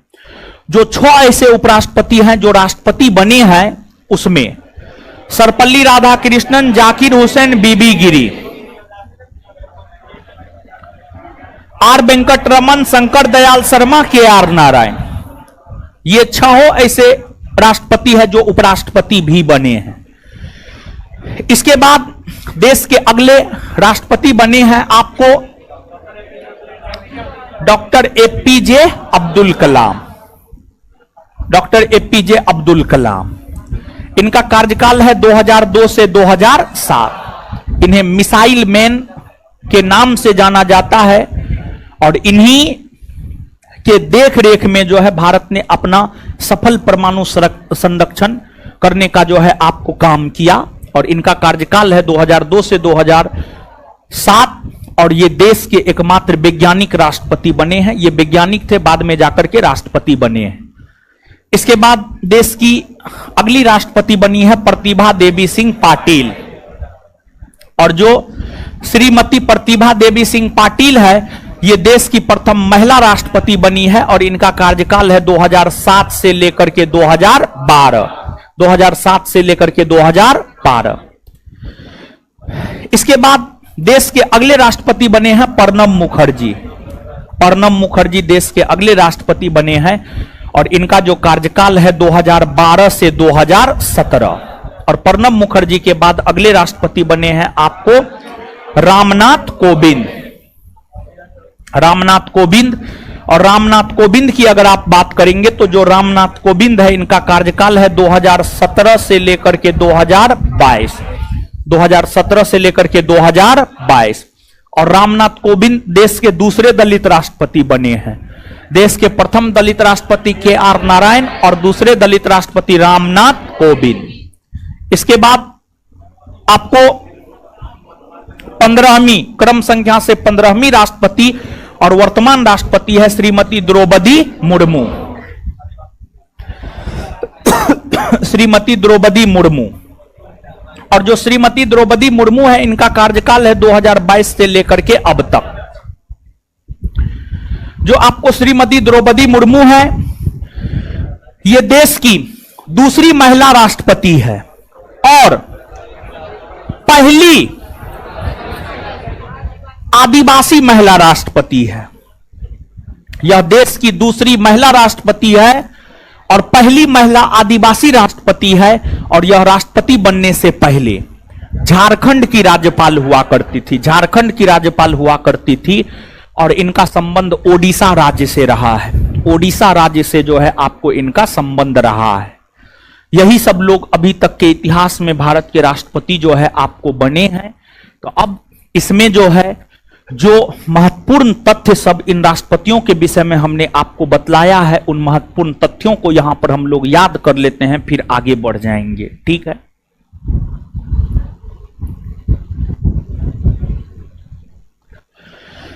देश के प्रथम राष्ट्रपति, प्रथम राष्ट्रपति, राष्ट्रपति के तौर पर सबसे लंबा कार्यकाल, लगातार 2 बार राष्ट्रपति का चुनाव कौन जीते हैं? पहली बार राष्ट्रपति का चुनाव कब हुआ है? 1952। पहली बार राष्ट्रपति का चुनाव कब हुआ? पहली बार राष्ट्रपति का चुनाव कब हुआ? देश के एकमात्र दार्शनिक राष्ट्रपति, देश के एकमात्र दार्शनिक राष्ट्रपति, देश के प्रथम मुस्लिम राष्ट्रपति, राष्ट्रपति के रूप में सबसे छोटा कार्यकाल, पद पर रहते हुए कितने राष्ट्रपतियों का निधन हुआ? कौन कौन? कौन कौन?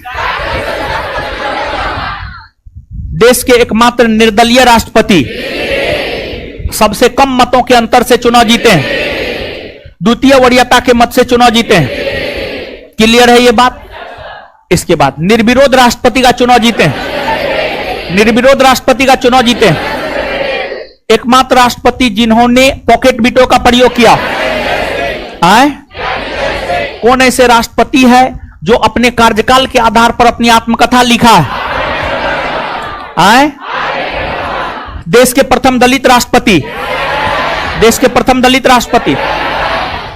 कितने ऐसे राष्ट्रपति हैं जो उपराष्ट्रपति भी रहे हैं? कितने ऐसे राष्ट्रपति हैं जो उपराष्ट्रपति भी रहे हैं?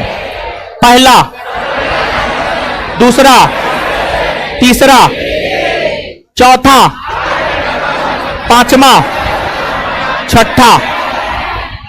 एक बार फिर से, कितने ऐसे उपराष्ट्रपति हैं जो राष्ट्रपति भी बने? पहला, दूसरा, तीसरा, चौथा, पांचवा, छठा। देश के एकमात्र वैज्ञानिक राष्ट्रपति, देश के एकमात्र वैज्ञानिक राष्ट्रपति, देश की प्रथम महिला राष्ट्रपति, देश की प्रथम महिला राष्ट्रपति, देश के द्वितीय दलित राष्ट्रपति, देश की दूसरी महिला राष्ट्रपति, देश की प्रथम महिला आदिवासी राष्ट्रपति, देश की प्रथम महिला आदिवासी राष्ट्रपति। वर्तमान में राष्ट्रपति कौन है? द्रौपदी मुर्मू क्रम संख्या से केमी राष्ट्रपति है, केमी राष्ट्रपति है। आगे राष्ट्रपति खत्म हो गया, आगे हम लोग देखेंगे उपराष्ट्रपति। अब राष्ट्रपति के कार्य अधिकार शक्ति है, तो अलग अलग अनुच्छेदों में राष्ट्रपति के कार्य अधिकार शक्ति की चर्चा है। तो राष्ट्रपति के कार्य अधिकार शक्ति की चर्चा अलग अलग अनुच्छेदों में, आगे अनुच्छेदों के तहत ही तो पॉलिटी पढ़ रहे हैं, तो आगे अनुच्छेद में जो है आप जान लीजिएगा। अब हम लोग आ रहे हैं उपराष्ट्रपति के ऊपर, ठीक है, उपराष्ट्रपति। और उपराष्ट्रपति की अगर हम लोग बात करें,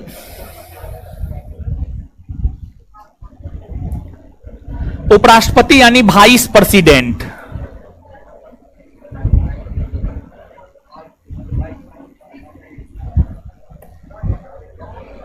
वाइस प्रेसिडेंट, उपराष्ट्रपति यानी वाइस प्रेसिडेंट। देखिए ध्यान दीजिएगा, भारत में अगर देखा जाए, भारत में अगर देखा जाए तो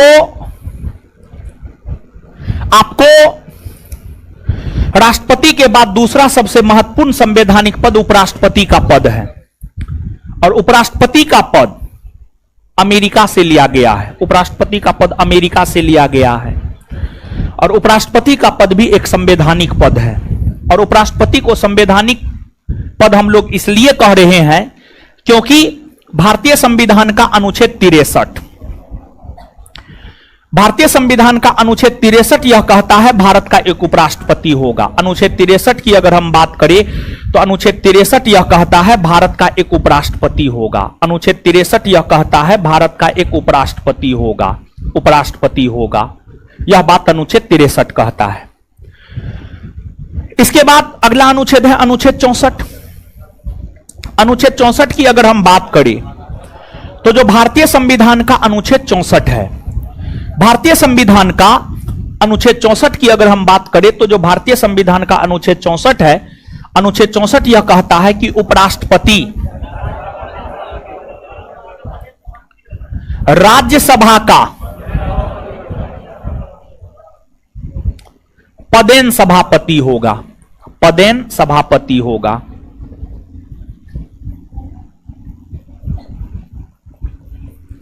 उपराष्ट्रपति राज्यसभा का पदेन सभापति होगा, उपराष्ट्रपति राज्यसभा का पदेन सभापति होगा। यह बात कहता है अनुच्छेद 64, यह बात कहता है अनुच्छेद 64। इसका मतलब क्या है?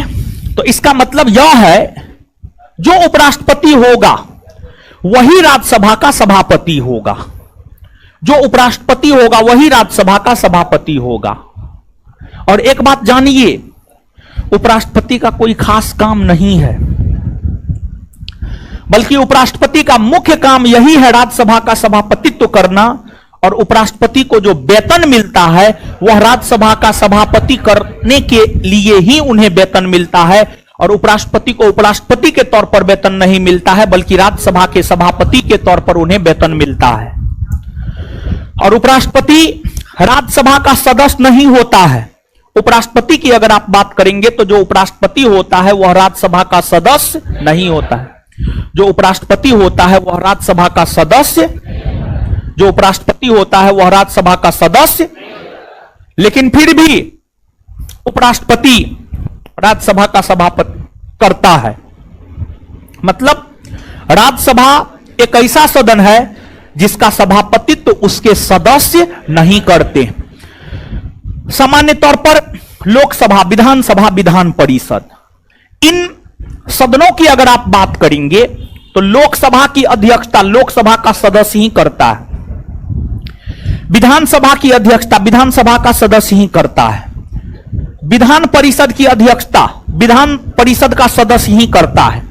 लेकिन राज्यसभा एक ऐसा सदन है जिसका सभापतित्व उसके सदस्य नहीं करते हैं। राज्यसभा का सभापतित्व उपराष्ट्रपति करते हैं, जो कि राज्यसभा के सदस्य होते नहीं है, राज्यसभा के सदस्य होते नहीं है। इसके बाद अगला अनुच्छेद है आपको अनुच्छेद 65।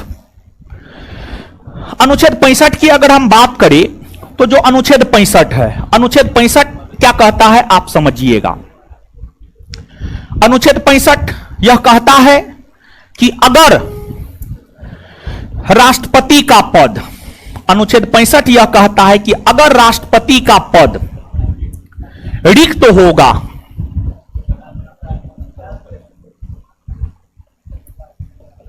अगर राष्ट्रपति का पद रिक्त होगा तो अगर राष्ट्रपति का पद रिक्त होगा तो उपराष्ट्रपति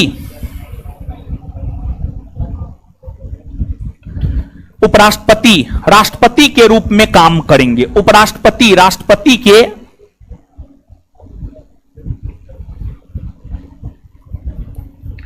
रूप में काम करेंगे। अनुच्छेद 65 यह कहता है कि अगर राष्ट्रपति का पद रिक्त होगा तो उपराष्ट्रपति राष्ट्रपति के रूप में काम करेंगे। मतलब अगर मान लिया जाए द्रौपदी मुर्मू का पद पर रहते हुए मृत्यु हो गया तो माना जाएगा कि राष्ट्रपति का पद रिक्त हो गया। और जैसे ही राष्ट्रपति का पद रिक्त हो जाएगा तो उपराष्ट्रपति जगदीप धनखड़ हैं, जगदीप धनखड़ राष्ट्रपति के तौर पर काम करना शुरू कर देंगे। जगदीप धनखड़ राष्ट्रपति के तौर पर काम करना शुरू कर देंगे। जगदीप धनखड़ राष्ट्रपति के तौर पर काम करना शुरू कर देंगे। यही बात है।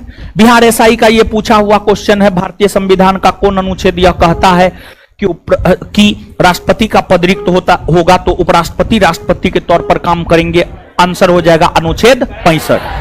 और एक बात यहां पर और आप जानिए कि अगर उपराष्ट्रपति राष्ट्रपति के तौर पर काम करता है तो उस अवधि के दौरान राष्ट्रपति को जो सुख सुविधा और वेतन मिलता है वही वेतन उपराष्ट्रपति को भी मिलता है, वही वेतन उपराष्ट्रपति को भी मिलता है। और उस अवधि के दौरान उपराष्ट्रपति राज्यसभा का सभापतित्व तो नहीं करेगा। एक बार में एक ही पद के कर्तव्यों का निर्वहन कोई भी व्यक्ति कर सकता है। दो पदों के कर्तव्यों का निर्वहन कोई भी व्यक्ति नहीं कर सकता है। तो आपको जो अनुच्छेद 65 है यह कहता है राष्ट्रपति का पद रिक्त होने की स्थिति में उपराष्ट्रपति राष्ट्रपति के तौर पर काम करेगा। इतना बात याद हुआ? आइए इतना याद करते हैं फिर आगे बढ़ेंगे। चलिए बताइए, राष्ट्रपति के बाद दूसरा महत्वपूर्ण संवैधानिक पद? आय कौन है? उपराष्ट्रपति का पद कौन देश से लिया गया? कौन देश से लिया गया? आय अमेरिका। कंफर्म है? सही में? अच्छा, तब तो ठीक है। आगे बताइए, कौन अनुच्छेद कहता भारत का एक उपराष्ट्रपति होगा? आय कौन अनुच्छेद कहता भारत का एक उपराष्ट्रपति होगा? आय अनुच्छेद? कौन अनुच्छेद कहता है उपराष्ट्रपति राज्यसभा का पदेन सभापति होगा? आय उपराष्ट्रपति राज्यसभा का सदस्य होता है? नहीं ना। उपराष्ट्रपति राज्यसभा का सदस्य होता है? नहीं ना। लेकिन फिर भी वह राज्यसभा का सभापतित्व करता है। आय मतलब क्या राज्यसभा एक ऐसा सदन है जिसका सभापतित्व उसके सदस्य नहीं करते हैं ना? तो कौन ऐसा सदन है जिसका सभापतित्व उसके सदस्य नहीं करते हैं? आय कौन ऐसा सदन है जिसका सभापतित्व उसके सदस्य नहीं करते हैं? कौन ऐसा सदन है जिसका सभापतित्व उसके सदस्य नहीं करते हैं? आय राज्यसभा ना। क्लियर है ना? चलिए ठीक है। कौन अनुच्छेद यह कहता है कि राष्ट्रपति का पद रिक्त होने की स्थिति में उपराष्ट्रपति राष्ट्रपति के रूप में काम करेंगे? आय अच्छा, उपराष्ट्रपति जब राष्ट्रपति के रूप में काम करता है तो उसे वेतन भत्ता सुख सुविधा राष्ट्रपति के अनुकूल ही ना मिलता है। आय राष्ट्रपति के अनुकूल मिलता है ना। और जब उपराष्ट्रपति राष्ट्रपति के तौर पर काम करता है तो क्या उस अवधि के दौरान वह राज्यसभा का सभापतित्व भी करेगा? नहीं ना। उस अवधि के दौरान राज्यसभा का सभापतित्व राज्यसभा के उपसभापति करते हैं। कौन करते हैं? राज्यसभा के उप सभापति। क्लियर है बात? इसके बाद आगे आइए।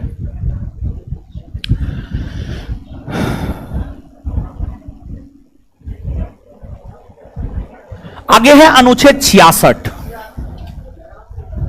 अनुच्छेद 66 देखिए, अनुच्छेद 66, अनुच्छेद 66 की अगर हम बात करें तो भारतीय संविधान का जो अनुच्छेद 66 है,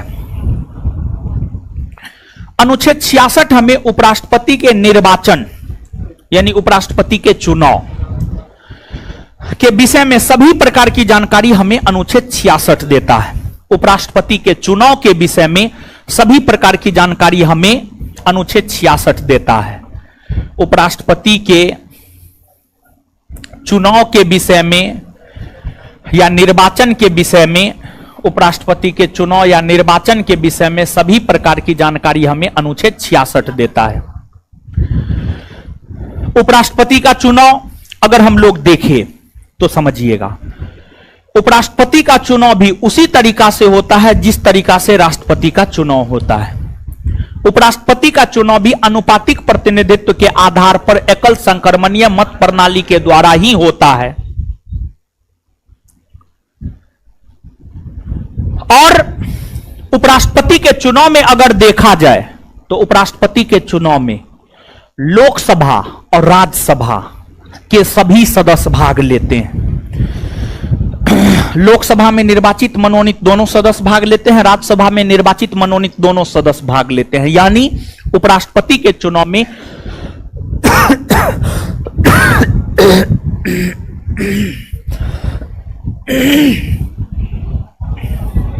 उपराष्ट्रपति के चुनाव में अगर देखा जाए तो उपराष्ट्रपति के चुनाव में संसद के दोनों सदनों के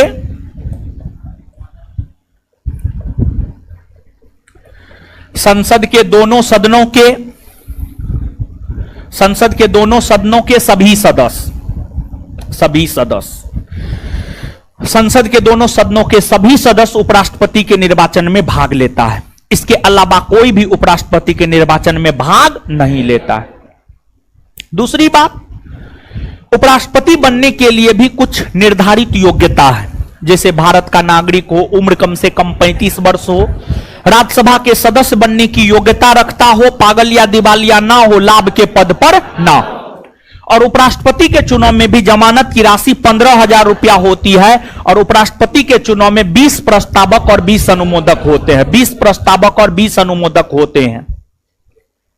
और एक बात जानिए, वर्तमान में उपराष्ट्रपति का चुनाव अनुपातिक प्रतिनिधित्व के आधार पर एकल संक्रमणीय मत प्रणाली के तहत होता है। लेकिन अगर हम लोग देखें तो जो उपराष्ट्रपति का चुनाव है पहली बार और दूसरी बार, उपराष्ट्रपति का चुनाव पहली बार 1952 में हुआ था और उपराष्ट्रपति का चुनाव जो पहली बार 1952 में हुआ था वह संसद के दोनों सदनों के संयुक्त अधिवेशन के तहत हुआ था। और दूसरी बार उपराष्ट्रपति का चुनाव 1957 में हुआ, वह चुनाव भी संसद के दोनों सदनों के संयुक्त अधिवेशन के तहत हुआ। लेकिन आगे चलकर 11वां संविधान संशोधन 1961 के तहत उपराष्ट्रपति के निर्वाचन में परिवर्तन किए गए और यह प्रावधान किया गया कि उपराष्ट्रपति का निर्वाचन अब संसद के दोनों सदनों के संयुक्त अधिवेशन के जरिए नहीं होगा, बल्कि उपराष्ट्रपति का चुनाव अनुपातिक प्रतिनिधित्व के आधार पर एकल संक्रमणीय मत प्रणाली के तहत होगा। और तब से लेकर आज तक उपराष्ट्रपति का चुनाव अनुपातिक प्रतिनिधित्व के आधार पर एकल संक्रमणीय मत प्रणाली के तहत ही होते हुए आए हैं। यह उपराष्ट्रपति के निर्वाचन के विषय में हुआ। इसके बाद अनुच्छेद 67। अनुच्छेद 67 की अगर हम बात करें तो जो अनुच्छेद 67 है, यह अनुच्छेद हमें उपराष्ट्रपति के कार्यकाल के विषय में बतलाता है। उपराष्ट्रपति के कार्यकाल के विषय में बतलाता है। और उपराष्ट्रपति के कार्यकाल की अगर हम लोग बात करें तो उपराष्ट्रपति का भी कार्यकाल उसके शपथ ग्रहण करने की तिथि से 5 वर्षों का होता है। जो उपराष्ट्रपति का कार्यकाल होता है, उपराष्ट्रपति का कार्यकाल भी उसके शपथ ग्रहण करने की तिथि से 5 वर्षों का होता है। जो उपराष्ट्रपति का कार्यकाल होता है, उपराष्ट्रपति का कार्यकाल भी शपथ ग्रहण करने की तिथि से 5 वर्षों का होता है। समझ गए? अब देखिएगा आप, इसके बाद अगला अनुच्छेद है अनुच्छेद 68।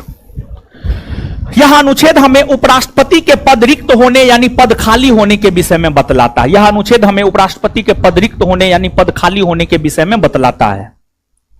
और यही अनुच्छेद यह कहता है कि उपराष्ट्रपति के पद रिक्त होने की स्थिति में 6 माह के भीतर नया चुनाव होना जरूरी है। 6 माह के भीतर नया चुनाव होना जो है आपको जरूरी है। और अब सवाल यह उठता है कि उपराष्ट्रपति का पद किन किन स्थितियों में रिक्त होता है। तो पहला, अगर उपराष्ट्रपति का पद पर रहते हुए मृत्यु हो जाता है तब। दूसरा, अगर वह त्यागपत्र दे देता है। तीसरा, अगर उसे पद से हटा दिया जाता है। अब उपराष्ट्रपति अपना त्यागपत्र किसे देता है? तो उपराष्ट्रपति अपना त्यागपत्र देता है राष्ट्रपति को। उपराष्ट्रपति अपना त्यागपत्र देता है राष्ट्रपति को। और इसके बाद उपराष्ट्रपति को पद से हटाने की जो प्रक्रिया है, उस प्रक्रिया की शुरुआत करता है राज्यसभा। उपराष्ट्रपति को पद से हटाने की प्रक्रिया की शुरुआत राज्यसभा करता है और उस प्रक्रिया से लोकसभा को सिर्फ सहमत होना होता है। अगर राज्यसभा प्रक्रिया की शुरुआत किया और राज्यसभा ने उसे साधारण बहुमत से पारित कर दिया और वह लोकसभा के पास गया और लोकसभा सहमत हो गया तो उपराष्ट्रपति को पद से हटना होगा। आज तक किसी भी उपराष्ट्रपति को इस प्रक्रिया द्वारा पद से नहीं हटाया गया है। परीक्षा के लिहाज से सिर्फ इस बात को याद रखना है कि उपराष्ट्रपति को पद से हटाने की प्रक्रिया की शुरुआत करता है राज्यसभा। उपराष्ट्रपति को पद से हटाने की प्रक्रिया की शुरुआत करता है राज्यसभा। इस बात को परीक्षा के लिहाज से याद रखना है। समझ गए? इसके बाद अनुच्छेद 68 के बाद अगला अनुच्छेद है अनुच्छेद 69। अनुच्छेद 69 की अगर हम बात करें तो जो अनुच्छेद 69 है, यह अनुच्छेद हमें उपराष्ट्रपति के शपथ ग्रहण के विषय में बतलाता है। उपराष्ट्रपति के शपथ ग्रहण के विषय में बतलाता है। उपराष्ट्रपति के शपथ ग्रहण के विषय में बतलाता है। देखिए, उपराष्ट्रपति को शपथ राष्ट्रपति दिलाता है। उपराष्ट्रपति की अगर हम बात करें तो उपराष्ट्रपति को शपथ दिलाता है राष्ट्रपति। तो अनुच्छेद 69 यह कहता है कि उपराष्ट्रपति को शपथ दिलाएगा राष्ट्रपति। यहां तक बात याद हुआ? अब आइए, पहले यहां तक चीजों को याद कर लेते हैं, फिर आगे बढ़ेंगे। ठीक है, आगे आइए। उपराष्ट्रपति के निर्वाचन के विषय में जानकारी कौन अनुच्छेद देता है? अनुच्छेद 66 ना। उपराष्ट्रपति का चुनाव अनुपातिक प्रतिनिधित्व के आधार पर एकल संक्रमणीय मत प्रणाली के तहत होता है। पहली बार उपराष्ट्रपति का चुनाव कब हुआ? 1900। पहली बार उपराष्ट्रपति का चुनाव कब हुआ है? 1900। उपराष्ट्रपति के निर्वाचन में परिवर्तन किस संविधान संशोधन के तहत हुए? 11वां संविधान संशोधन 1961। 11वां संविधान संशोधन 1961। उपराष्ट्रपति के निर्वाचन में संशोधन किस संविधान संशोधन के तहत हुए? उपराष्ट्रपति के निर्वाचन में परिवर्तन किस संविधान संशोधन के तहत हुए? चलिए आगे बताइएगा, उपराष्ट्रपति के चुनाव में कौन कौन भाग लेता है? संसद के दोनों सदनों के सभी सदस्य। इसके अलावा कोई भाग लेता है? उपराष्ट्रपति के चुनाव में कौन कौन भाग लेता है? उपराष्ट्रपति के चुनाव में कौन कौन भाग लेता है? संसद के दोनों सदनों के। इसके अलावा कोई भाग लेता है? नहीं ना भाग लेता है। उपराष्ट्रपति के चुनाव में जमानत की राशि कितनी होती है? 15,000 ना। कितने प्रस्तावक कितने अनुमोदक? 20 प्रस्तावक और। इसके बाद आगे बताइएगा कि उपराष्ट्रपति बनने के लिए न्यूनतम उम्र क्या होनी चाहिए? 35 वर्ष ना। आगे बताइएगा, उपराष्ट्रपति बनने के लिए कौन सदन का सदस्य बनने की योग्यता होनी चाहिए? राज्य। उपराष्ट्रपति के कार्यकाल के विषय में जानकारी कौन अनुच्छेद देता है? कार्यकाल। उपराष्ट्रपति का कार्यकाल उसके शपथ ग्रहण करने की तिथि से कितने वर्षों का होता है? उपराष्ट्रपति का कार्यकाल उसके शपथ ग्रहण करने की तिथि से कितने वर्षों का होता है? कितने वर्षों का होता है? 5 वर्षों का होता है। उपराष्ट्रपति के पद रिक्त होने के विषय में जानकारी कौन अनुच्छेद देता है? कौन अनुच्छेद?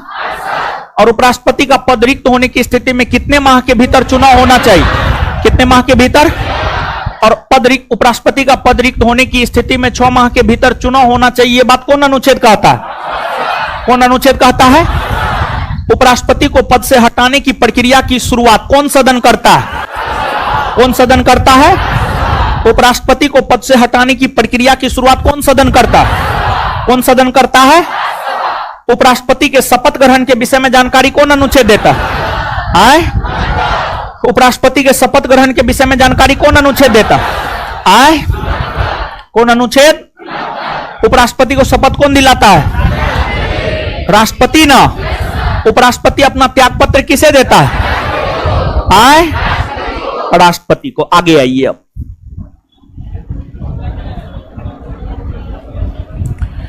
इसके बाद अगला अनुच्छेद है अनुच्छेद 70। देखिए अनुच्छेद 70 क्या कहता है, इस बात को आप समझिएगा। अनुच्छेद 70, अनुच्छेद 70 यह कहता है कि अगर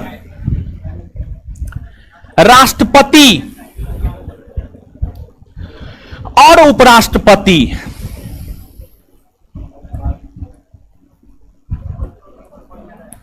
दोनों पद रिक्त हो, दोनों पद रिक्त हो, दोनों पद रिक्त हो, तो इस स्थिति में राष्ट्रपति के रूप में काम, इस स्थिति में राष्ट्रपति के रूप में काम सुप्रीम कोर्ट के मुख्य न्यायाधीश करेंगे। सुप्रीम कोर्ट के chief justice of India, SC यानी supreme court, CJI chief justice of India यानी मुख्य न्यायाधीश। तो सुनिएगा, ध्यान से सुनिएगा, समझिएगा। देखिए सबसे पहली बात, अगर राष्ट्रपति का पद रिक्त होता है तो उपराष्ट्रपति राष्ट्रपति के तौर पर काम करता है। अगर राष्ट्रपति उपराष्ट्रपति दोनों पद रिक्त होता है तो सुप्रीम कोर्ट के मुख्य न्यायाधीश राष्ट्रपति के तौर पर काम करते हैं। और अगर राष्ट्रपति उपराष्ट्रपति और सुप्रीम कोर्ट के मुख्य न्यायाधीश तीनों पद रिक्त हो तो सुप्रीम कोर्ट के जो वरिष्ठतम न्यायाधीश होते हैं वह भारत के कार्यवाहक राष्ट्रपति के तौर पर काम करते हैं। पहली बात यह। दूसरी बात यह, अनुच्छेद 70 यह कहता है कि अगर राष्ट्रपति और उपराष्ट्रपति दोनों पद रिक्त हो तब राष्ट्रपति के तौर पर काम कौन करेंगे? तो तब राष्ट्रपति के तौर पर काम करते हैं भारत के सुप्रीम कोर्ट के मुख्य न्यायाधीश। और आज तक सुप्रीम कोर्ट के एकमात्र मुख्य न्यायाधीश मोहम्मद हिदायतुल्लाह हुए हैं जो कार्यवाहक राष्ट्रपति के तौर पर काम किए हैं। 1969 ईस्वी में राष्ट्रपति का पद रिक्त हो गया, उपराष्ट्रपति का पद भी रिक्त हो गया। तत्पश्चात सुप्रीम कोर्ट के उस समय के मुख्य न्यायाधीश मोहम्मद हिदायतुल्लाह ने लगभग 1 माह के लिए कार्यवाहक राष्ट्रपति के तौर पर काम किया। याद रखिएगा आप इस बात को। बताइए, राष्ट्रपति का पद रिक्त होता है तो राष्ट्रपति के तौर पर काम कौन करता है? उपराष्ट्रपति। अगर राष्ट्रपति और उपराष्ट्रपति दोनों पद रिक्त हो तो राष्ट्रपति के तौर पर काम कौन करता है? सुप्रीम कोर्ट के। अगली बात, अगर राष्ट्रपति, उपराष्ट्रपति और सुप्रीम कोर्ट के मुख्य न्यायाधीश तीनों पद रिक्त हो तो राष्ट्रपति के तौर पर काम कौन करेगा? सुप्रीम कोर्ट के वरिष्ठतम न्यायाधीश। इसके बाद अगला अनुच्छेद है अनुच्छेद 71। अनुच्छेद 71 की अगर हम लोग बात करें तो अनुच्छेद 71 क्या कहता है, इसको आप समझिएगा। अनुच्छेद 71 यह कहता है कि अगर राष्ट्रपति और उपराष्ट्रपति के चुनाव में, अगर राष्ट्रपति और उपराष्ट्रपति के चुनाव में विवाद होता